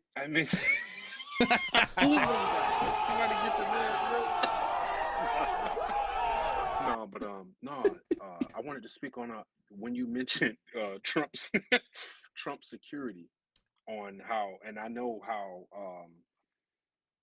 they supposed to deal with the president when it comes to a threat. And when I seen how they operated, it was sloppy. It was really sloppy. When you mentioned how the little guy was trying to, it was very sloppy. They were supposed to keep him on the ground and pinned until they had the direction to go to wherever they needed to. It was really sloppy. It was. Yeah, it was hard. It was hard to watch, honestly. And even if you look at the people in the crowd, you know, the lady that pulled out her phone, we talked about it yesterday, the guy who turned around, you could see him in the camera and he was jumping up and down and waving his arm. It's like, what are y'all doing, man? And I get it. You know, if you've never been in a situation to where you've heard gunshots or seen gunshots or seen a gun fired, reactions. Yeah, you have different reactions. You some people, like you said, some people freeze up. Some people would like freak out. Some people break down. It's crazy, bro. If you've never been around a situation to where it's like you really see who you really are come out. There's a lot of different ways you can go. Even the people you think you know, but if you haven't been in that situation, you don't know. You won't know until it happens. Yeah, and most people, from what I've seen, especially if they haven't been in those situations before, it's exactly what you saw from most of the crowd. They're kind of in disbelief, like, what's going on? I heard heard this sound, but I don't know where it's coming from. I don't know what the sound is, and yeah, it's kind of hard to see and hard to watch. But anyway, yeah, I'm with you on that. It does seem odd, but hopefully we'll get more information on where the breakdown was with it being secret security. Or, I'm sorry, with it being under the investigation of the FBI. I have zero faith that we're gonna hear anything of substance. They're gonna put something in front of it to where be like, ooh, look at that, and then just like when the last time they talked about Diddy. Yeah, and I was actually going to talk about Diddy today. It's crazy you say that. But yeah, I was going to talk about him today. We're probably going to save that to tomorrow. But yeah, Secret Service, you got Secret Service and the FBI involved.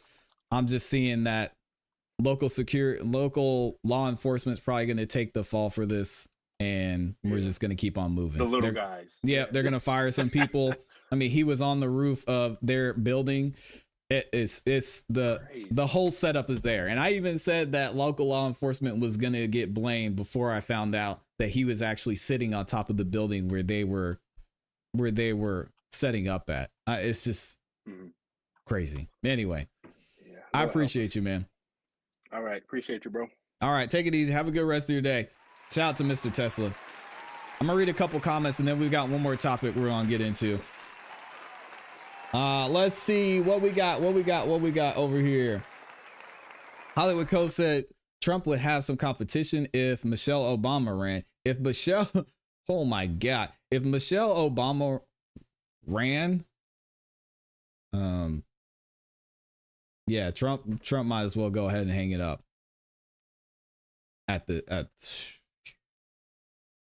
She would be the next and the first female president expeditiously.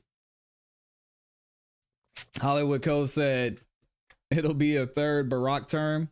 No, the third Barack term is going on right now.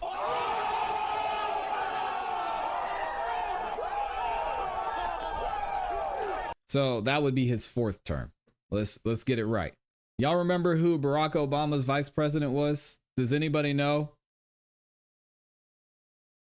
Does anybody in the chat remember who Barack Obama's vice president was? Yeah. This is his third term. We're good in here. Smoking the One said Michelle said she doing her speak with untucked. Hey yo. Don't do that to Big Mike, man. Amy said, good thing Tesla called back in because I was about to. Amy, call in, please. Why have you not called in, Amy? She said, I was feeling a little spicy about this topic. Y'all don't want to hear me rant on this. Amy, call in. You have to call in. I'm not going to move the show forward until you call in. All right, so we'll just sit here and I'll keep reading comments, but you have to call in. Smoking the One said, let Trump get hit. Biden put a hit out. Yeah. They let Trump get hit. Biden put a hit out. Snapper Slapper says he back on his white girl voice. We are never bringing the white girl voice back again. Speak Now says Michelle doesn't want to run. Too much stress. Yeah, she doesn't want to run. But historically, oh wow, that would be crazy. Samson say, you mean Big Mike? Yeah, y'all better leave Big Mike alone, man. I am not moving the show forward until Amy calls in. So we're just gonna sit here. She said she was gonna call in. Snapper Slapper said, I thought she was his college roommate. We're not gonna do this. Y'all put some respect on the former first lady's name. Speak Now says, yes, Amy, call in. Hollywood Co says, don't do Mimi like that, Samson. Oh my God. Where is she at? We gotta pressure Amy to get in here. Where is she at? I might have to just call her. Let me see what else y'all are saying. Snap and Slapper said, wouldn't be the first female president then, would it? Oh my God, y'all stop it. Mars says, Michelle is not very Democrat. Y'all, not the Democrat y'all think she is. She's very moderate. Yeah, I think the script would get flipped on this one. I think she would open a lot of eyes. People might think Bernie Sanders is running if Michelle was up there, but we'll see. Y'all think it's gonna happen? Let me know in the chat. Do y'all think Michelle is ever gonna run for president? I'll be interested to see what y'all think. Amy, I'm waiting on you to call in. I'm about to call you. Don't make me call you, Amy. Mixed Chick Samantha says, Amy, call in. I want to hear you go savage. Shout out to Big Mall 2 dropping the 149. Appreciate the super chat. Thank you.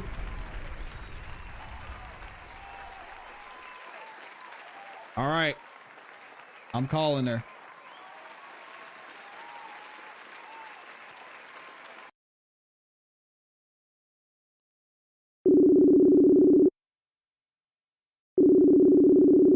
Can y'all hear?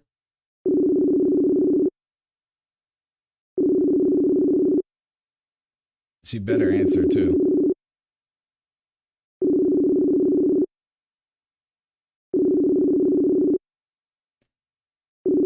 KJ says he doesn't think Michelle will run.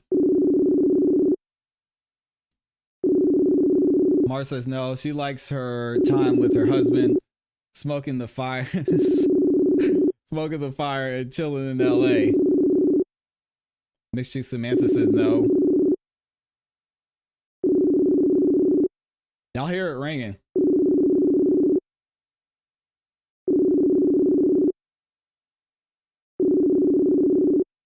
Amy.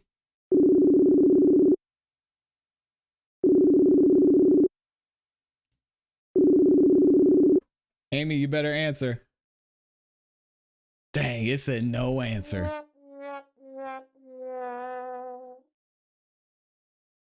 Y'all see how she did me? Did me dirty. Wow. That's crazy. All right, we've got one more topic we're going to get into since Amy's not going to answer the phone. Should I try her one more time? We'll try one more time. She put her phone on silent. Oh, it's not letting her answer? Amy, just click the link in the description. Click the link in the pinned comment and I'll bring you up over there.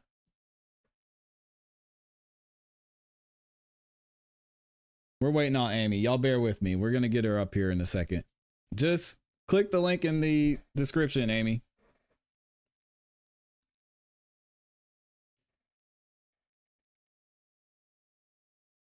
Said try again. She said it's not letting her answer. Snapper said just click the answer button. What are you doing?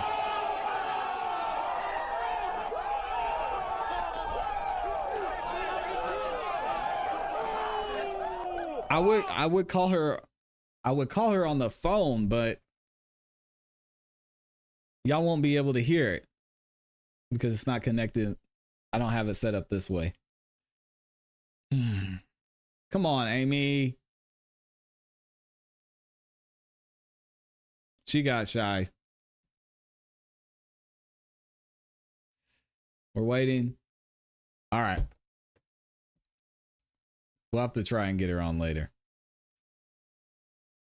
All right, we've got one more topic I want to cover real quick, and then we're gonna get y'all up out of here because we're gonna be late for our 1:30 show again.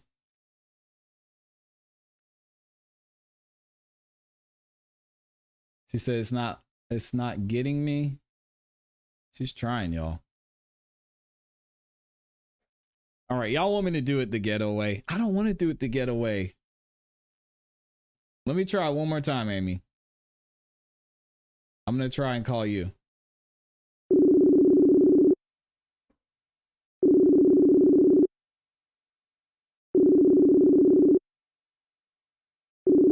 Holding up the whole show.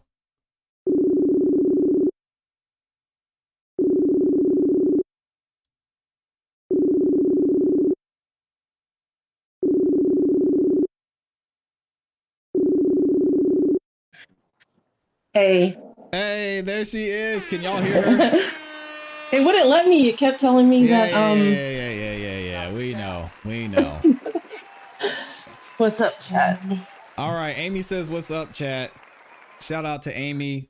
A lot of y'all know who she is. If you don't know, it's absolutely amazing. Does a lot for this community, does a lot for this channel, and a lot for the show. She is one of the pillars here in this community, and she's absolutely amazing. Y'all give it up for Amy. The amazing I Amy. appreciate that. All right, go ahead. What's on your mind? Go off. The show is yours. I just wanted to kind of, I think it was Speak Now TV kind of got me thinking a little bit. I just wanted to kind of touch on it a little bit and say, I don't doubt that it could be like a setup from either side, but at the same time, to say it's fake, I think it's just like you said, it's a far reach. Sorry, my dog was tapping her feet. You're okay. I think it's just a reach, and at the same time, it's like, I don't even know how to say this in a correct manner, but I feel like so many people are having a hard time understanding that I don't think that Trump would set himself up to be shot at. I don't think he would, take the time to apply fake blood. He's a billionaire who's literally taking time away from his family and the life he could be living because I truly believe he just has an American dream of really wanting to see this this country thrive and be great. And unfortunately, we have not experienced anything but kind of a setback. I think, at least in the economy since Biden's taken, presidency. But anyways, I just feel like it's kind of a reach, and I think that as more time goes on, we'll be able to see what the investigation is. But I don't know. I kind of felt like I was getting a little spicy about the whole, fake blood thing. I think it's just a reach. No. Yeah, I'm definitely with you on that one. And I mean, you even look at some of the pictures that were taken, some of the camera angles, right. So many places. If it was going to be staged, I would like to think out of all the pictures that were taken, somebody would have seen something and the pictures wouldn't have gone out, or they would have been confiscated or what have you. But there's just so much information out there. You even see the picture of him on the ground with Secret Service covering him. Even at that point, you think we'd be able to see some type of tampering or whatever going on. Right. I just feel like at the same time, it's like having a forensic background for interviews and interrogation. I've studied forensic, in college. And one of the things I can tell you is that depending on which way the bullet was flying and grazed his ear, or just the way he was standing, the way he moved his body, just because someone gets hit or grazed, you can't predict. You can have like a general ballpark of how it will splatter or whatnot, but you can't predict exactly how if it's gonna get all over his shirt or not, so I feel like that's again another reach. But at the same time, I respect it. There's always two sides to everything, and I respect it. But I just think, the thing is not to. I think too many people are reaching at this point, and we just have to wait and see. Okay, so what do you think happened from everything that you've seen, just from start to finish? I think that it's absolutely asinine that with that much law enforcement present, that to think that nobody saw him climbing a roof, or that nobody heard people screaming, that there's someone climbing a roof. They had to have seen that he had, a firearm or something in his hand. I would assume, according to the videos that I've seen. Yeah. So I feel like in a way that I don't believe that this guy just walked in and just got up there on his own. I do not believe that.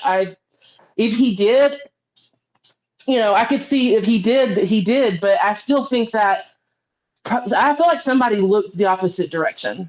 Now, which side that is, I don't know. I really strongly, according to the news articles I've read, the videos I've seen in multiple different angles, I truly believe that somebody, wanted, they wanted Trump out. And I don't think it was Trump doing this so he could gain, popularity with votes and trying to secure his presidency. I mean, I think that a lot of people are saying, I have a friend who actually is Democratic and who voted for Biden, but he's now like, seeing what this economy is like and the way we've gone down, he said, I voted Democrat all my life, but this next go around, I'm voting for Trump. And I don't even like Trump, but he's like, I'm voting for Trump because of just, he doesn't want 4 more years of what we have, So I don't think it was done because he wants to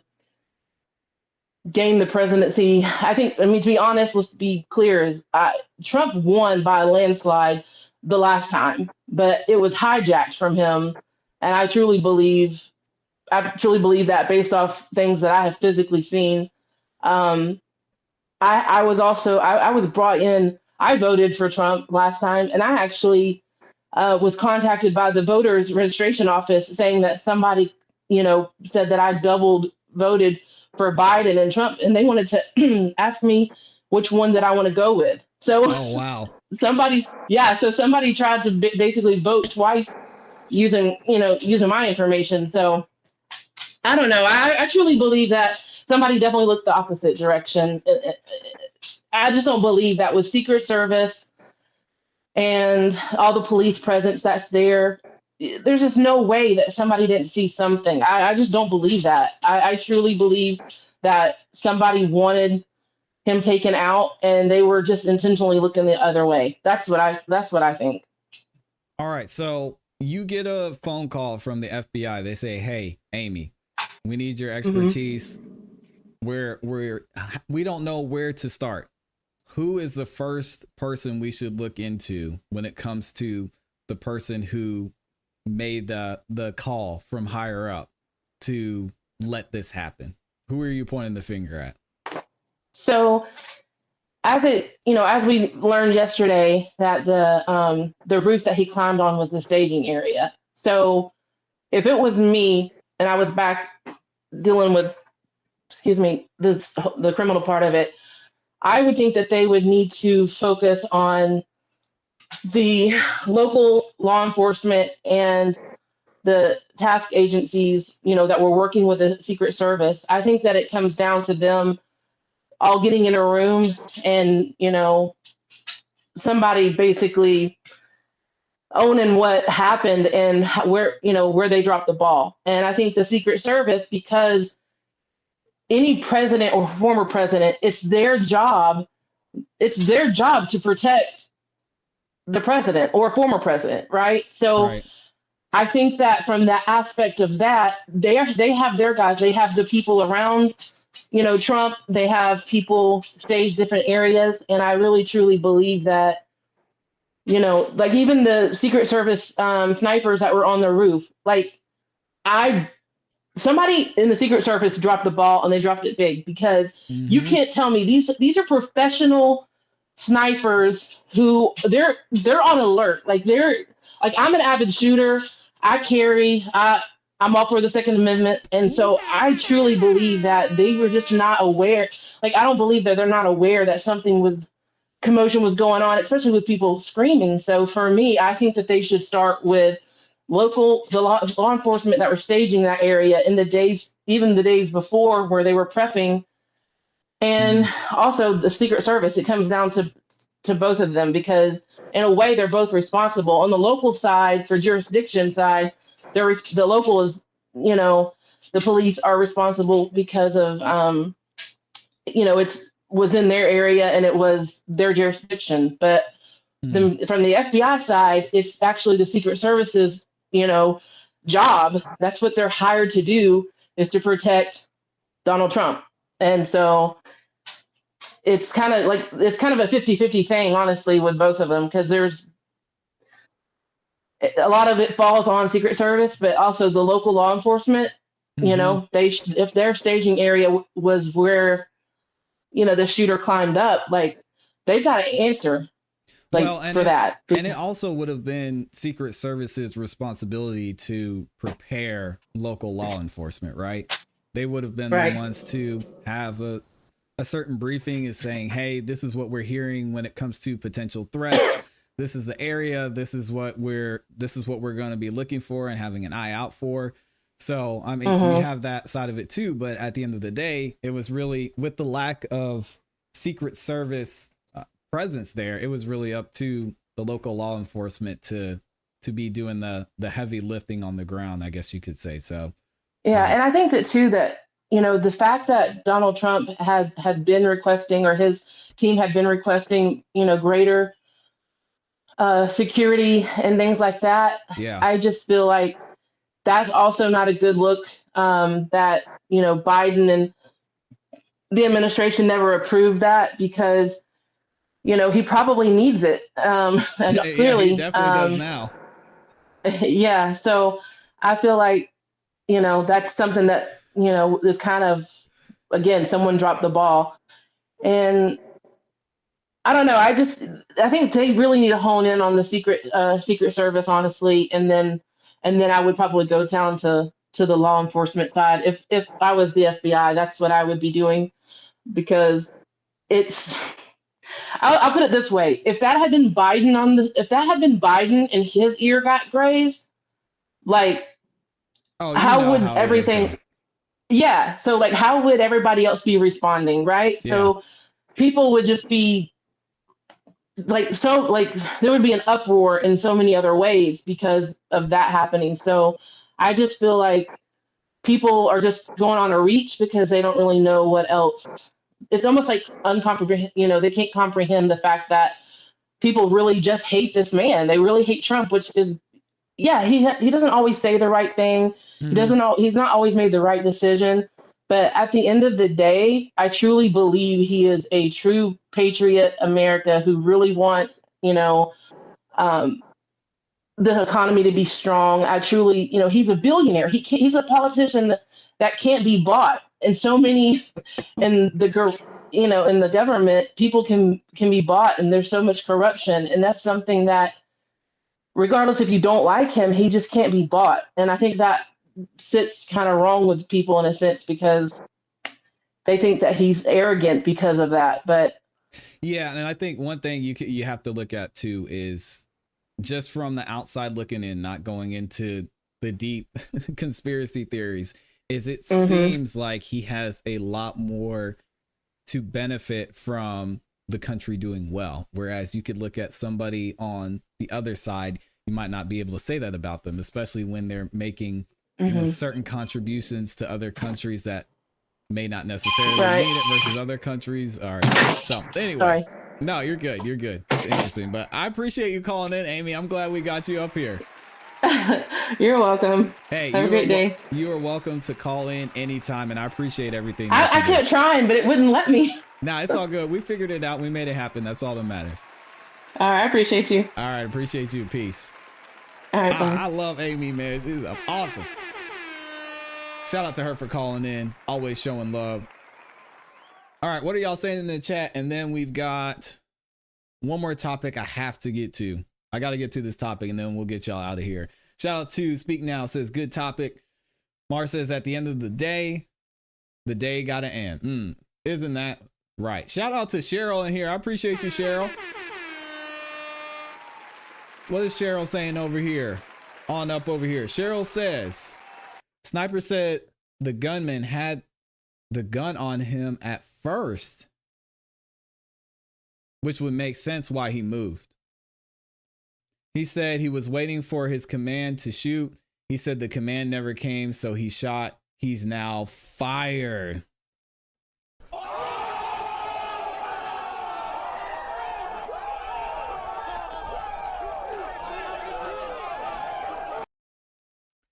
Yeah. And I wasn't going to be the one to hold snipers accountable just because I know I have a lot of military in my family. I know how this goes. You do not act. And even if y'all look at you're not going to shoot at somebody before you're fired upon in most cases. Not only that, but these snipers have to wait for a command to shoot. And I mentioned that on yesterday's live stream and in the video that we dropped yesterday as well. So that 1000% makes sense, Cheryl. And thank you for sharing that. If somebody wants to find that video of where he said that, I believe it. And he's not going to have any issues finding a job, which is fine. It's unfortunate that he got fired, but thank God that he was there. And thank God that he did what he needed to do, because who knows what would have happened after that. Yeah, I would like to hear that too.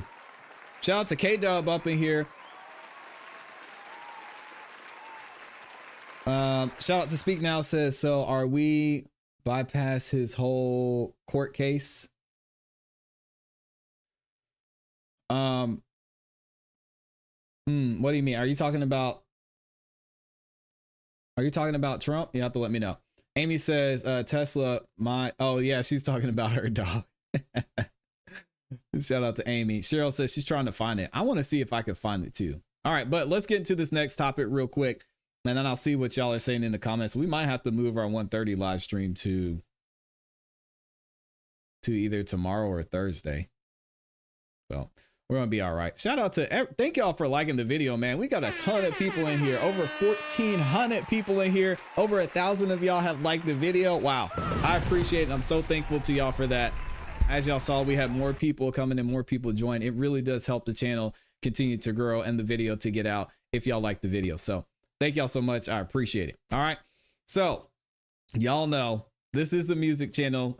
We talk about music news here, and the music industry is responding to everything that went down with the entire failed Trump assassination. All right, so we're going to get into it, and we're going to point to a couple of instances where some people in the music community and celebrities and content creators in the music community spoke out about what happened. We're specifically going to talk about Kodak Black and Plies. Oh, all right. Oh, let me get this in here. Hold on a second. I almost messed this up. All right, we're good.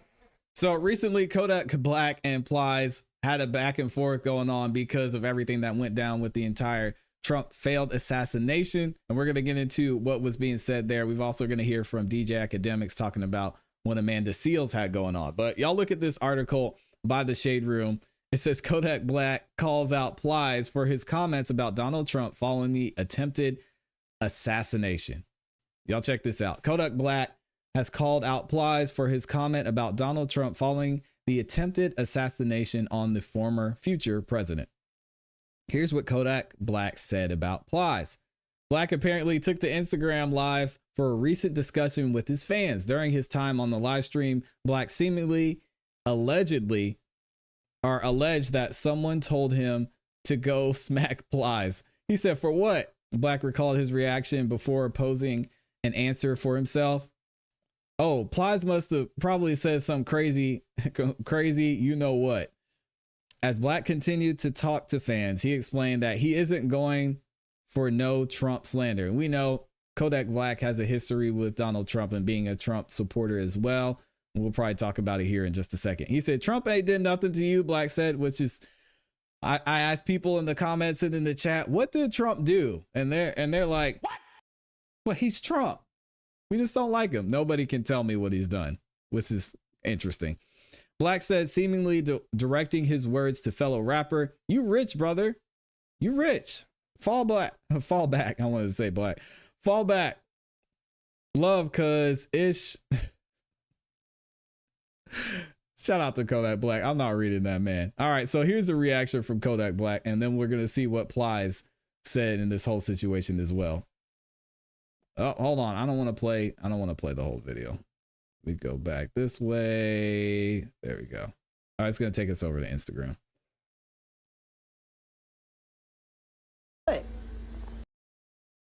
Oh, Plies had to probably been there saying some more crazy ass. Damn, dog. I ain't gonna lie. You know what's crazy? Up by Plies. But like, we ain't going for no Trump slander, bro. You need to go ahead and tighten that down, bro. You to get off that Plies. Like, Trump ain't did nothing to you, man. You feel me? You rich, bro. You rich. Just fall back, love. Cause mafioso, boy.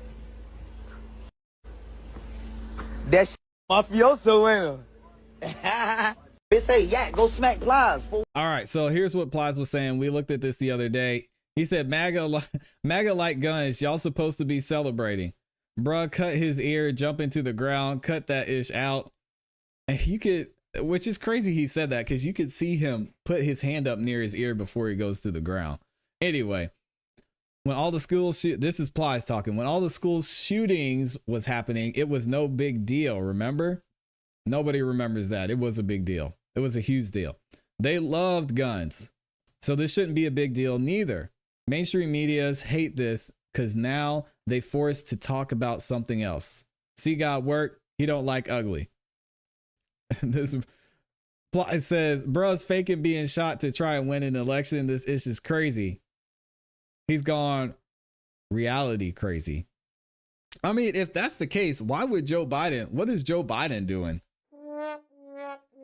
Is he faking being senile to help Trump? I mean, again, we have to have the conversation on both sides. We don't have to. Here, we have to have the conversation about both sides. If you're going to make those type of comments, you got to look at the other side and say, what's going on there? It's never one-sided. MAGA just said on the news, how this happening in their great country? Why is this so much hate? Maybe because you helped create it, even though the president said we're going to put a target on Donald Trump.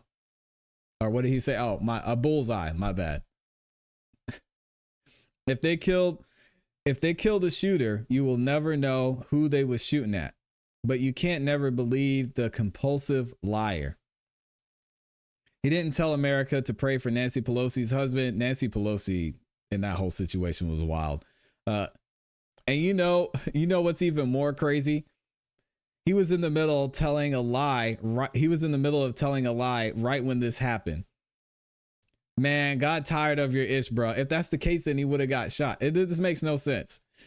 Remember, he was making fun of Nancy Pelosi's husband getting hit in the head with the hammer. God don't like ugly.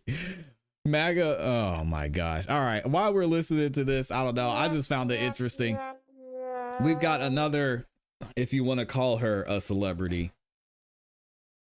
I guess she's a celebrity. Amanda Seales speaks out about this whole situation and has made some similar comments to what we've been hearing in the comments of a lot of these videos and in the public and even on this channel. All right. So y'all check this out and see what she says. I lived in Harlem long enough to know that gunshot. Let me restart the video.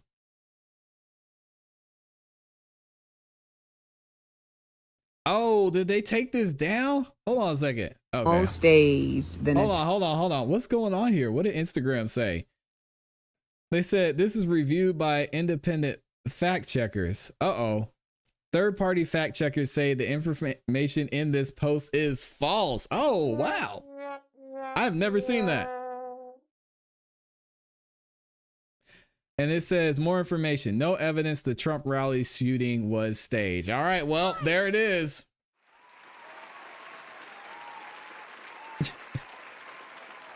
But I'm sure there's going to be conspiracies about that, saying that they're just pushing the narrative. Anyway, let's see what she said. That shit was more staged than a Tyler Perry production of Medea Runs for President. I lived in Harlem long enough to know that gunshots do not sound like making popcorn on the stove. Well, if your popcorn sounds like that, you need to get a new stove. Or maybe some different type of popcorn, because what kind of bootleg popcorn is she making? It sounds like that. Pop, pop, pop. Where'd the blood come from? So in theater, in movies, they have what's called blood pellets. They even, people use them in Halloween. It's basically a pellet of fake blood that's in your mouth, and when you crush it, the blood comes out. To be frank, Small Hands Trump would not respond by raising his fist in the air triumphantly. Why do they hate him an so actual much? attempt made on his life. This was, I believe, done to try to show his strength counter to Biden's fragility. Oh my God. Now, again, Molly, you in danger, girl. Shout out to Amanda Seales. She's playing this smart. She knew people were going to talk about this. She knew people were going to push back and say that she was crazy. She's going to be in the public eye. We're going to talk about her on this video. She's going to get pushed in the algorithm. So, hey, shout out to her for playing the game. But this take is absolutely crazy.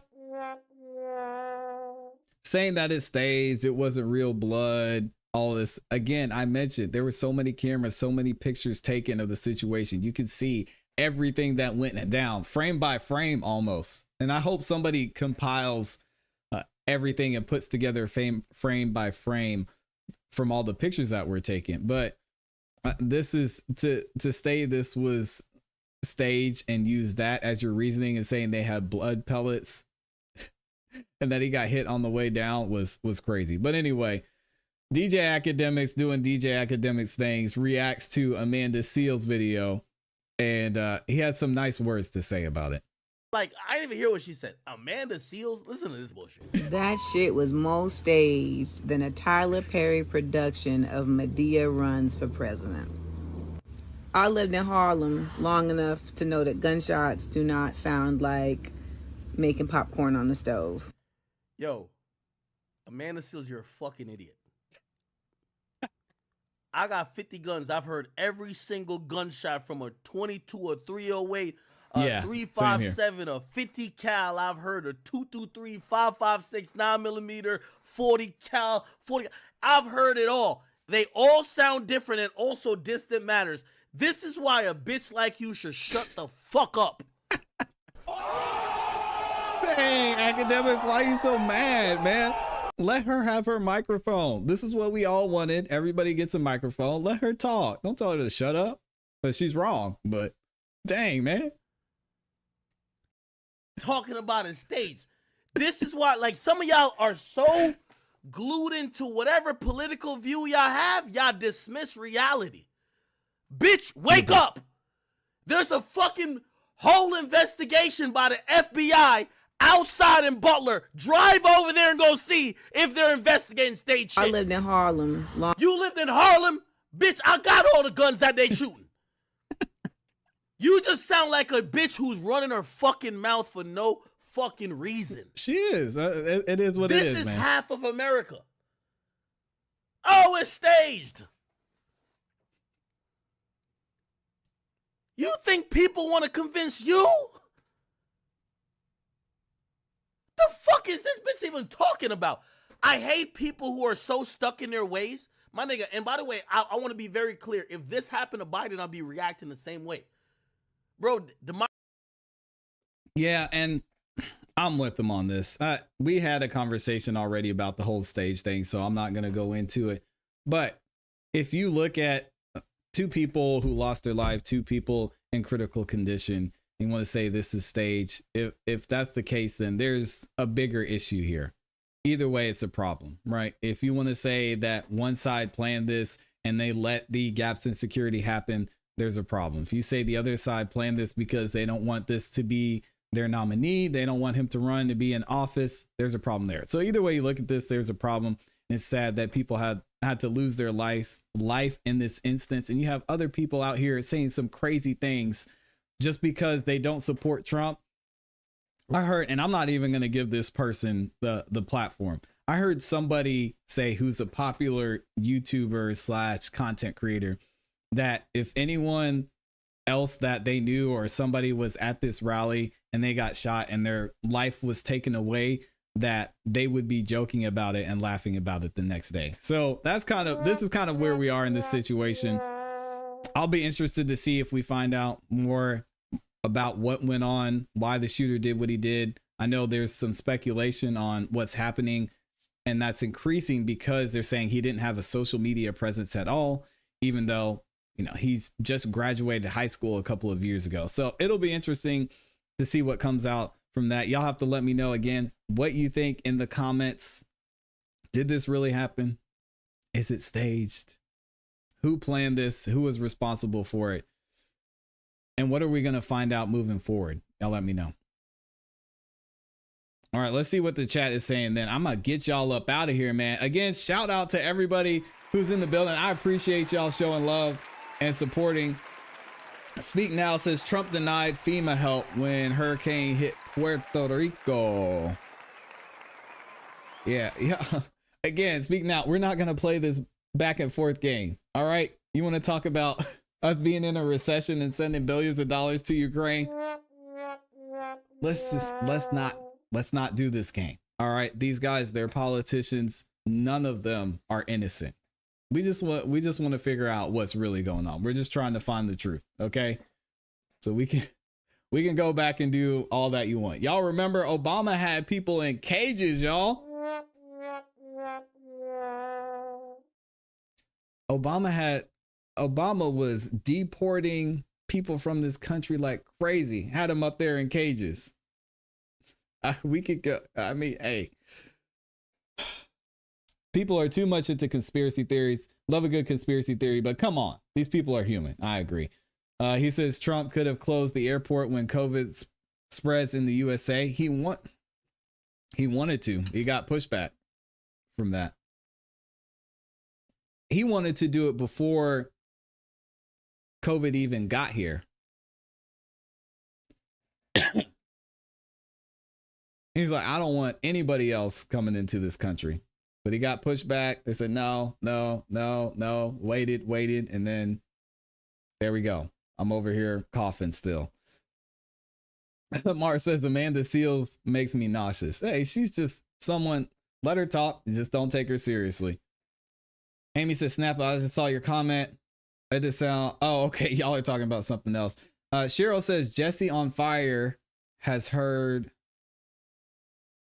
and has comment from the sniper stating exactly what I said. Let's try and, I'm going to try and find the link to that.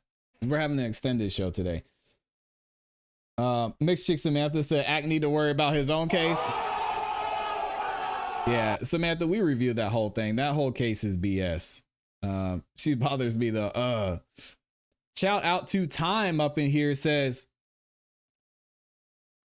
it says respect Class B beats and chat family. Mistrial and Judge Suge, biased Judge Glanville should be in prison for corruption, along with Miss Love, Miss Hilton, and the whole good Lord DA team. Hey, they could get Fanny out of there. I'm not mad. There's plenty of evidence for something that happened with Fanny, but I need to be careful because she's probably, y'all see, we got 1,400 people in here. I don't want somebody going back to the DA's office saying, hey, y'all go find that guy, Classy Beats address. He's in Fulton County. Go get him. K-Dub said, damn, Classy, you remember history. Everyone else seems to forget. Yeah, they don't want to talk about Trump trying to shut things down.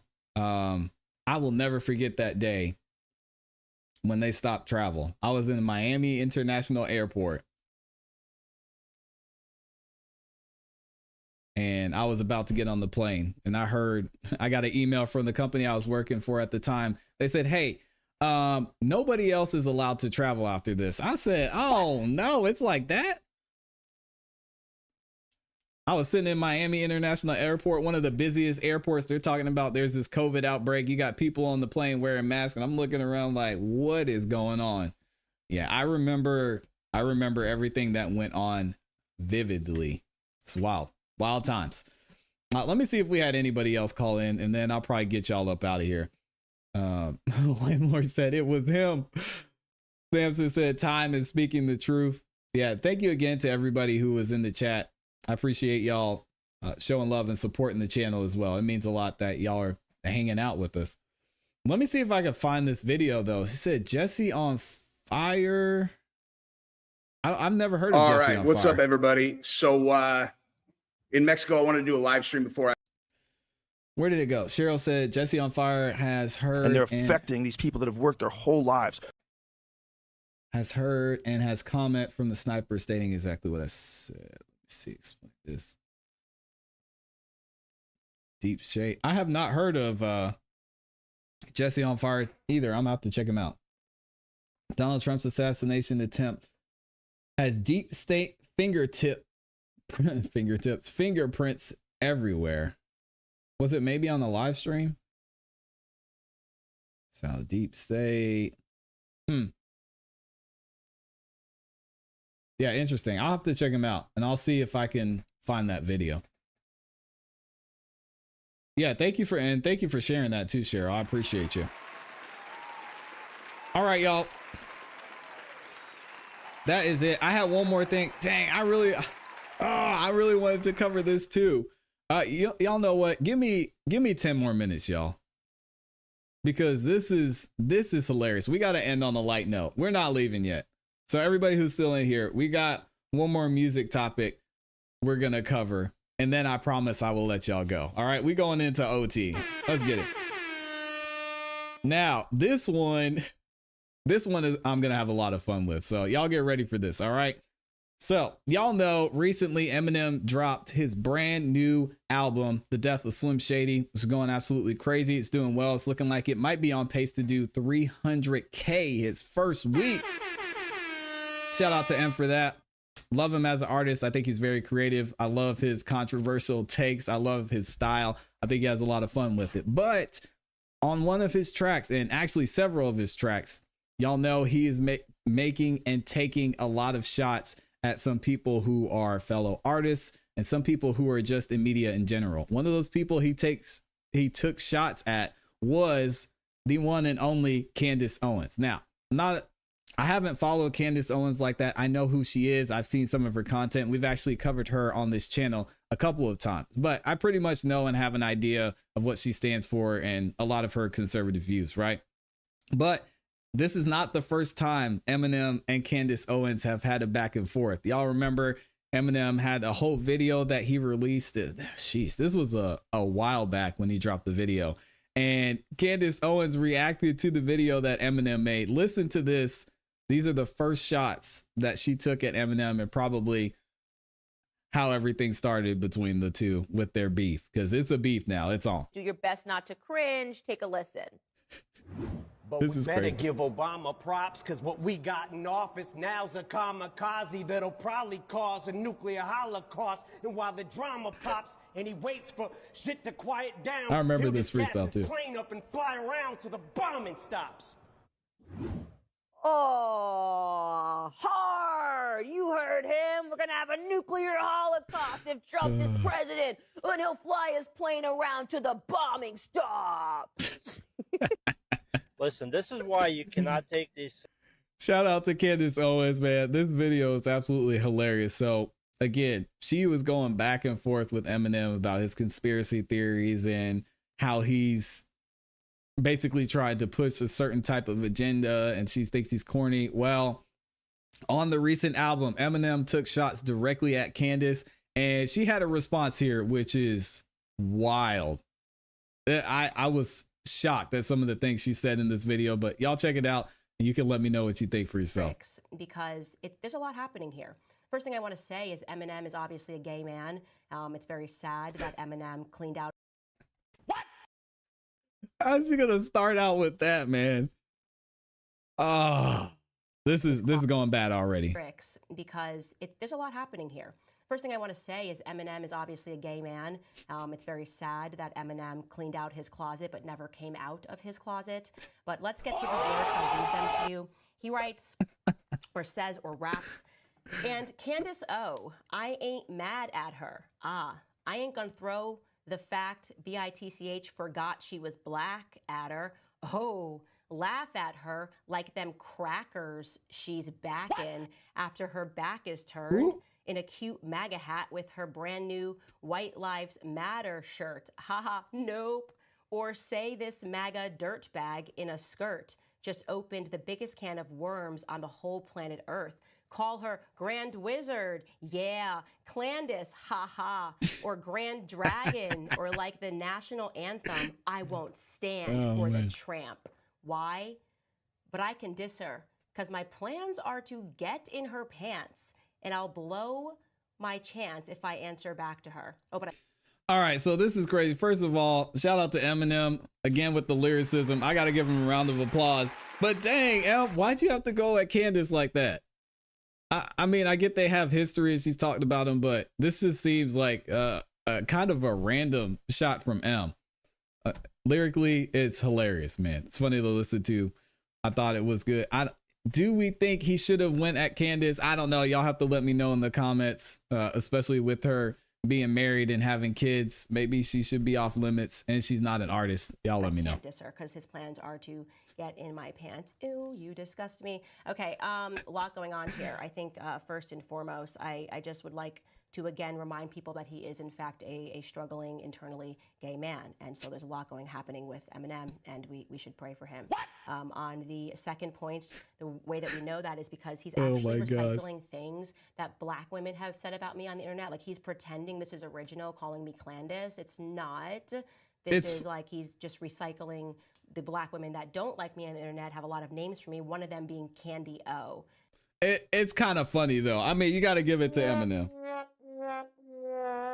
It's funny. And now if it was popular, he made it publicly popularized because it's kind of funny. So he's like watched what they're saying, and I guess someone who was listening to him in the booth was like, yeah, this is a good one. Yeah, drop the beat. They're really going to like that. By the way, there's a second song he also dropped. This one's called Bad One.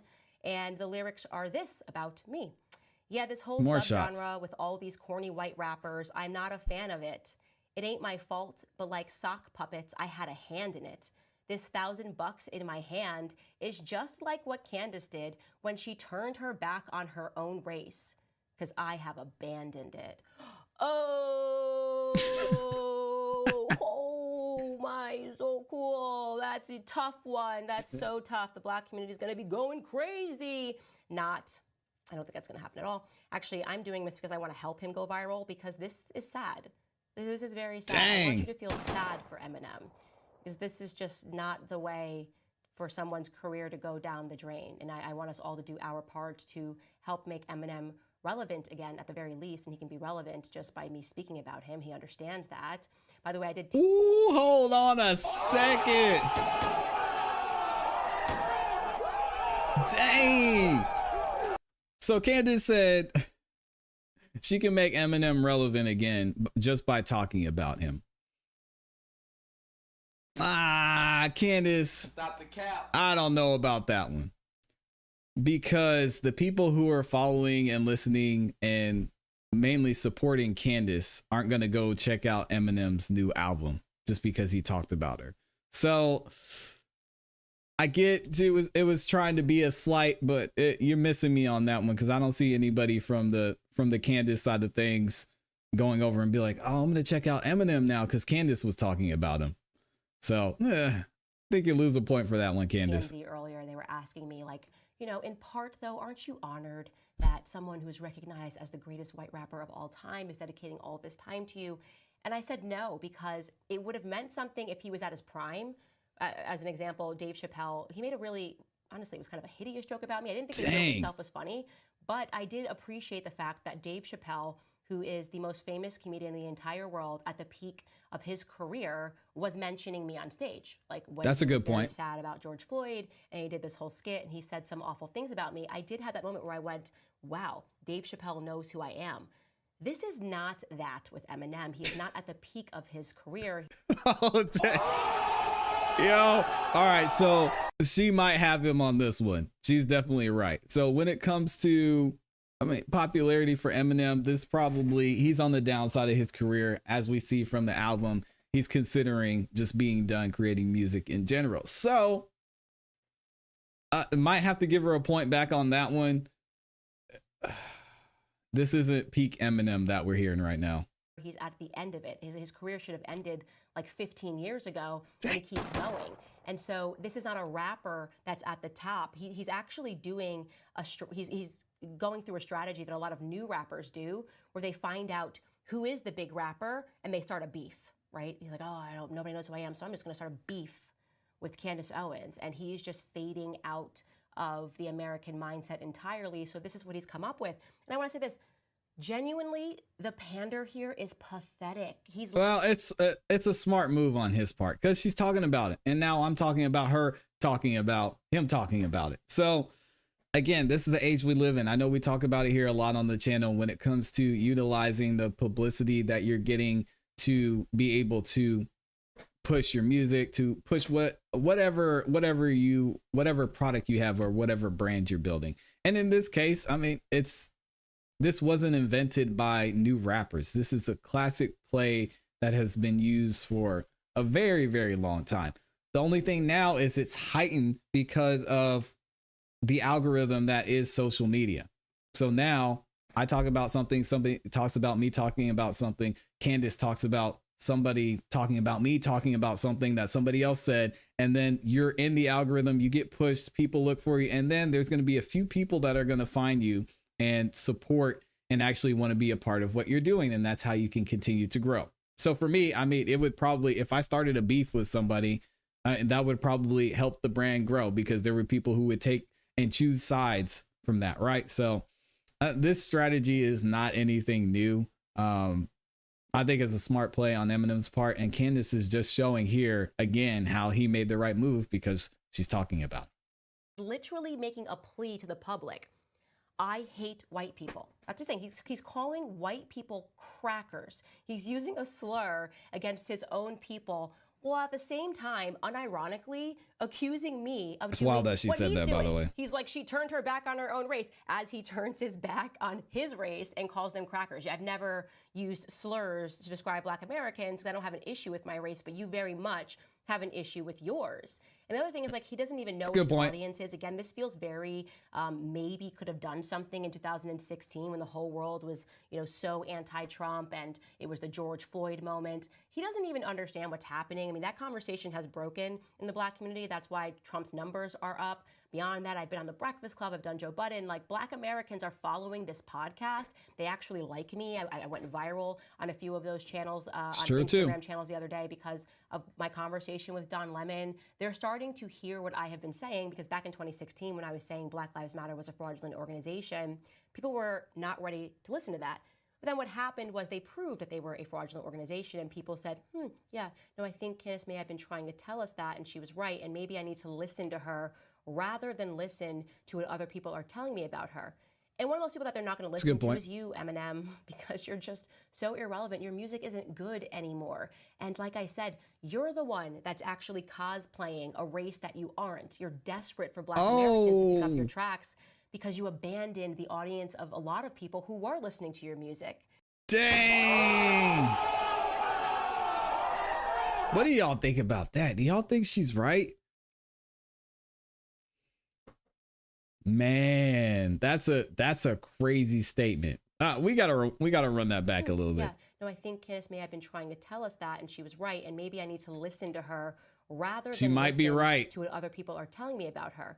And one of those people that they're not going to listen to is you, Eminem, because you're just so irrelevant. Your music isn't good anymore. Okay, she said he's so irrelevant, his music isn't good anymore. Because of who Eminem is, he will always be relevant. I mean, he's the, is it even an argument? He's the greatest white rapper ever in the history of rapping. I don't think there's an argument there. So whatever Eminem says is going to be relevant. So I don't know if I give her that one. And like I said, you're the one that's actually cosplaying a race that you aren't. You're desperate for Black Americans to pick up your tracks because you abandoned the audience of a lot of people who were listening to your music. I'm a trailer park kid, and then what did you do? You dunked on kids from the trailer park. You dunked on an entire middle class of white people who loved your music. But that's his thing, though. I mean, you even y'all saw in the Houdini music video. He says my kids, and his kids are in the video. So again, you have to kind of understand who Eminem is as an artist. You have to understand the history to be able to see why he does the things that he does. It's just Eminem, and he just loves to talk ish about everybody. So I don't know. She might have missed the mark on this one. For what reason other than you misread the room? And the reason that you misread the room, rather, is because what's actually happened to Eminem is he's an out-of-touch elitist.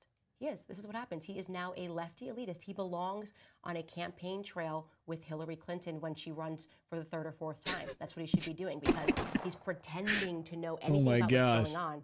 The reality is that a lot of those people in the country that he doesn't like, take it from me, I moved to Tennessee, have a lot more in common with the people that he's trying to appeal to. I think he thinks he's appealing to, like, the hood. They have a lot more in common because these are regular people who are suffering in different but similar ways, who recognize that the economy is not good, and an Eminem track is not going to make it better. Here's the last thing I want to say about Eminem. Yeah, Candace, I don't think it's that deep, honestly. I think she's kind of missing the artistry side of it. Eminem is just taking shots, and that's what Eminem does. I don't think there's anything deeper behind it. He's saying, this is my opinion, this is my view, and I'm going to say it in my music. So I think she's kind of missing the boat there on this one. Eminem. He is a lesson to a lot of people out there that you need to know when it's time for you to retire. You don't want to retire on this note, right? Eminem is 51 years old. He has not modified his brand at all. He's not grown up.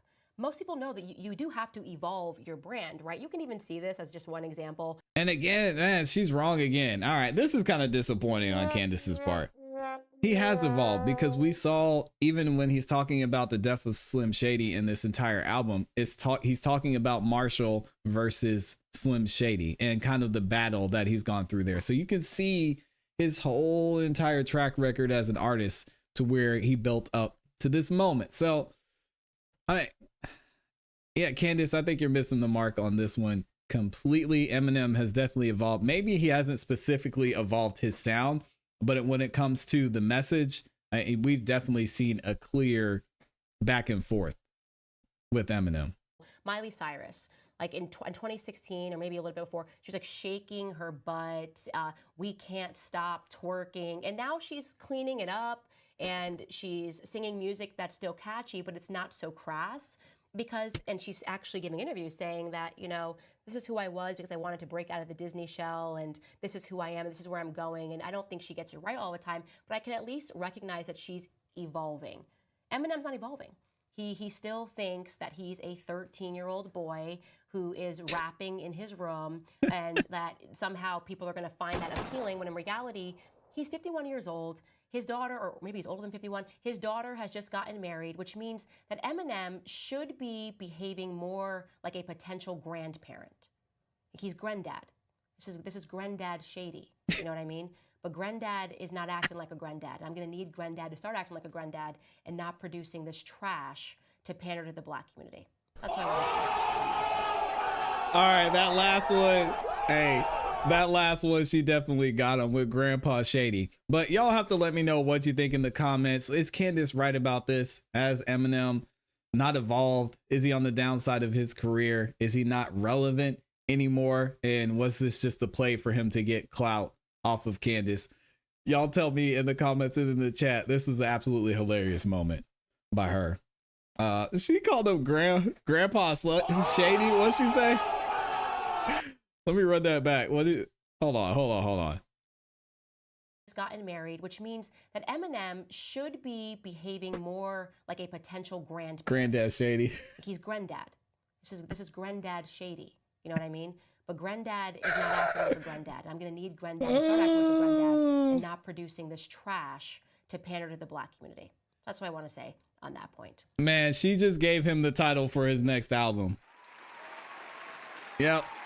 Once Haley has her first kid, Granddad Shady album is coming out. Thanks a lot, Candace. Thank you for the next album. All right, let me see what y'all are saying, then we're gonna get up out of here. Oh my gosh. Oh, Amy dropped a video over here. What is this about? She said Kyle Glass dropped by talent agent after Trump comment at Tenacious D. What? So we're talking about Jack Black. What is going on here? Okay, I'm gonna have to click those links later and see what's going on. K-Dub says, reminds me of the Christina Aguilera beef back in the day. Yeah, Christina, I think she handled it well. She kind of let things go.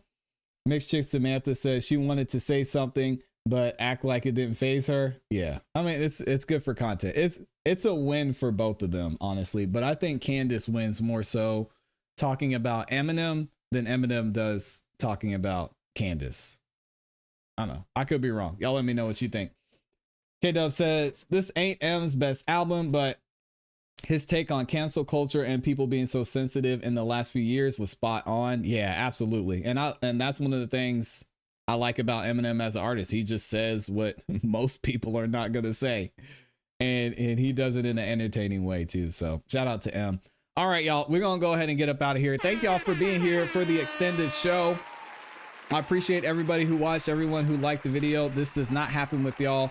Shout out to all the super chats too. We had a bunch of y'all send in super chats. I know I don't ask for super chats, but it is appreciated when you do it. Shout out to Big Maul. He dropped the 149.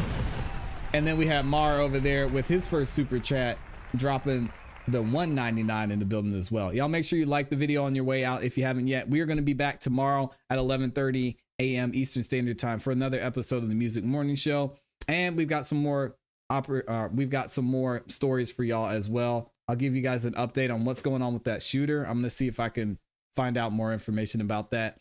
And then I had one more thing I wanted to get to today that we'll cover tomorrow as well. So hopefully we hear some news from the YSL trial too. I can imagine that Brian Steele and Mr. Weinstein are going to file something here in the next 24 hours. So y'all stay on the lookout for that. You know what to do. Keep growing, keep pushing, keep it classy. We gone.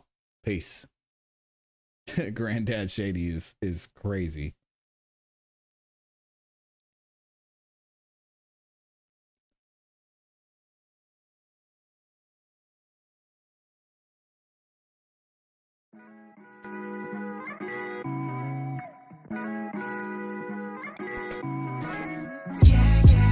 We're real strong people. We can do anything. We can't be worried about what they say. My brother, my sister, just believe in yourself. Believe in your skin. Believe in your hair. Believe in yourself. Believe in your talk. Believe in your walk. Believe in yourself. Believe in your skin. Believe in your hair. Believe in yourself. Believe in your talk. Believe in your walk. Believe in yourself. Since everything starts with self, let me hold this mirror up and take a look at myself. Before I judge you, I gotta check myself. And I come to find out that that's good for my health, right? Change your mind and watch the whole body follow. So you won't hear me talking about I'm hitting you with hollows. I can't do it, got plans for tomorrow. And I ain't trying to bring my seeds no type of sorrow. Wait, cause fake rap do fake-ish. I mean, most the basic get replaced quick. I'll never sacrifice my soul. Truth is, so I might never get 1 million records sold. But that's cool, cause I'm good with the creator. He nurtured my thoughts, so I present you with verbal flavor. You never listen to what no haters say. We pray for them, but we gon' move it this way. We moving forward, y'all. We can do anything. We can't be worried about what they say. My brother, my sister, just believe in yourself. Believe in your skin.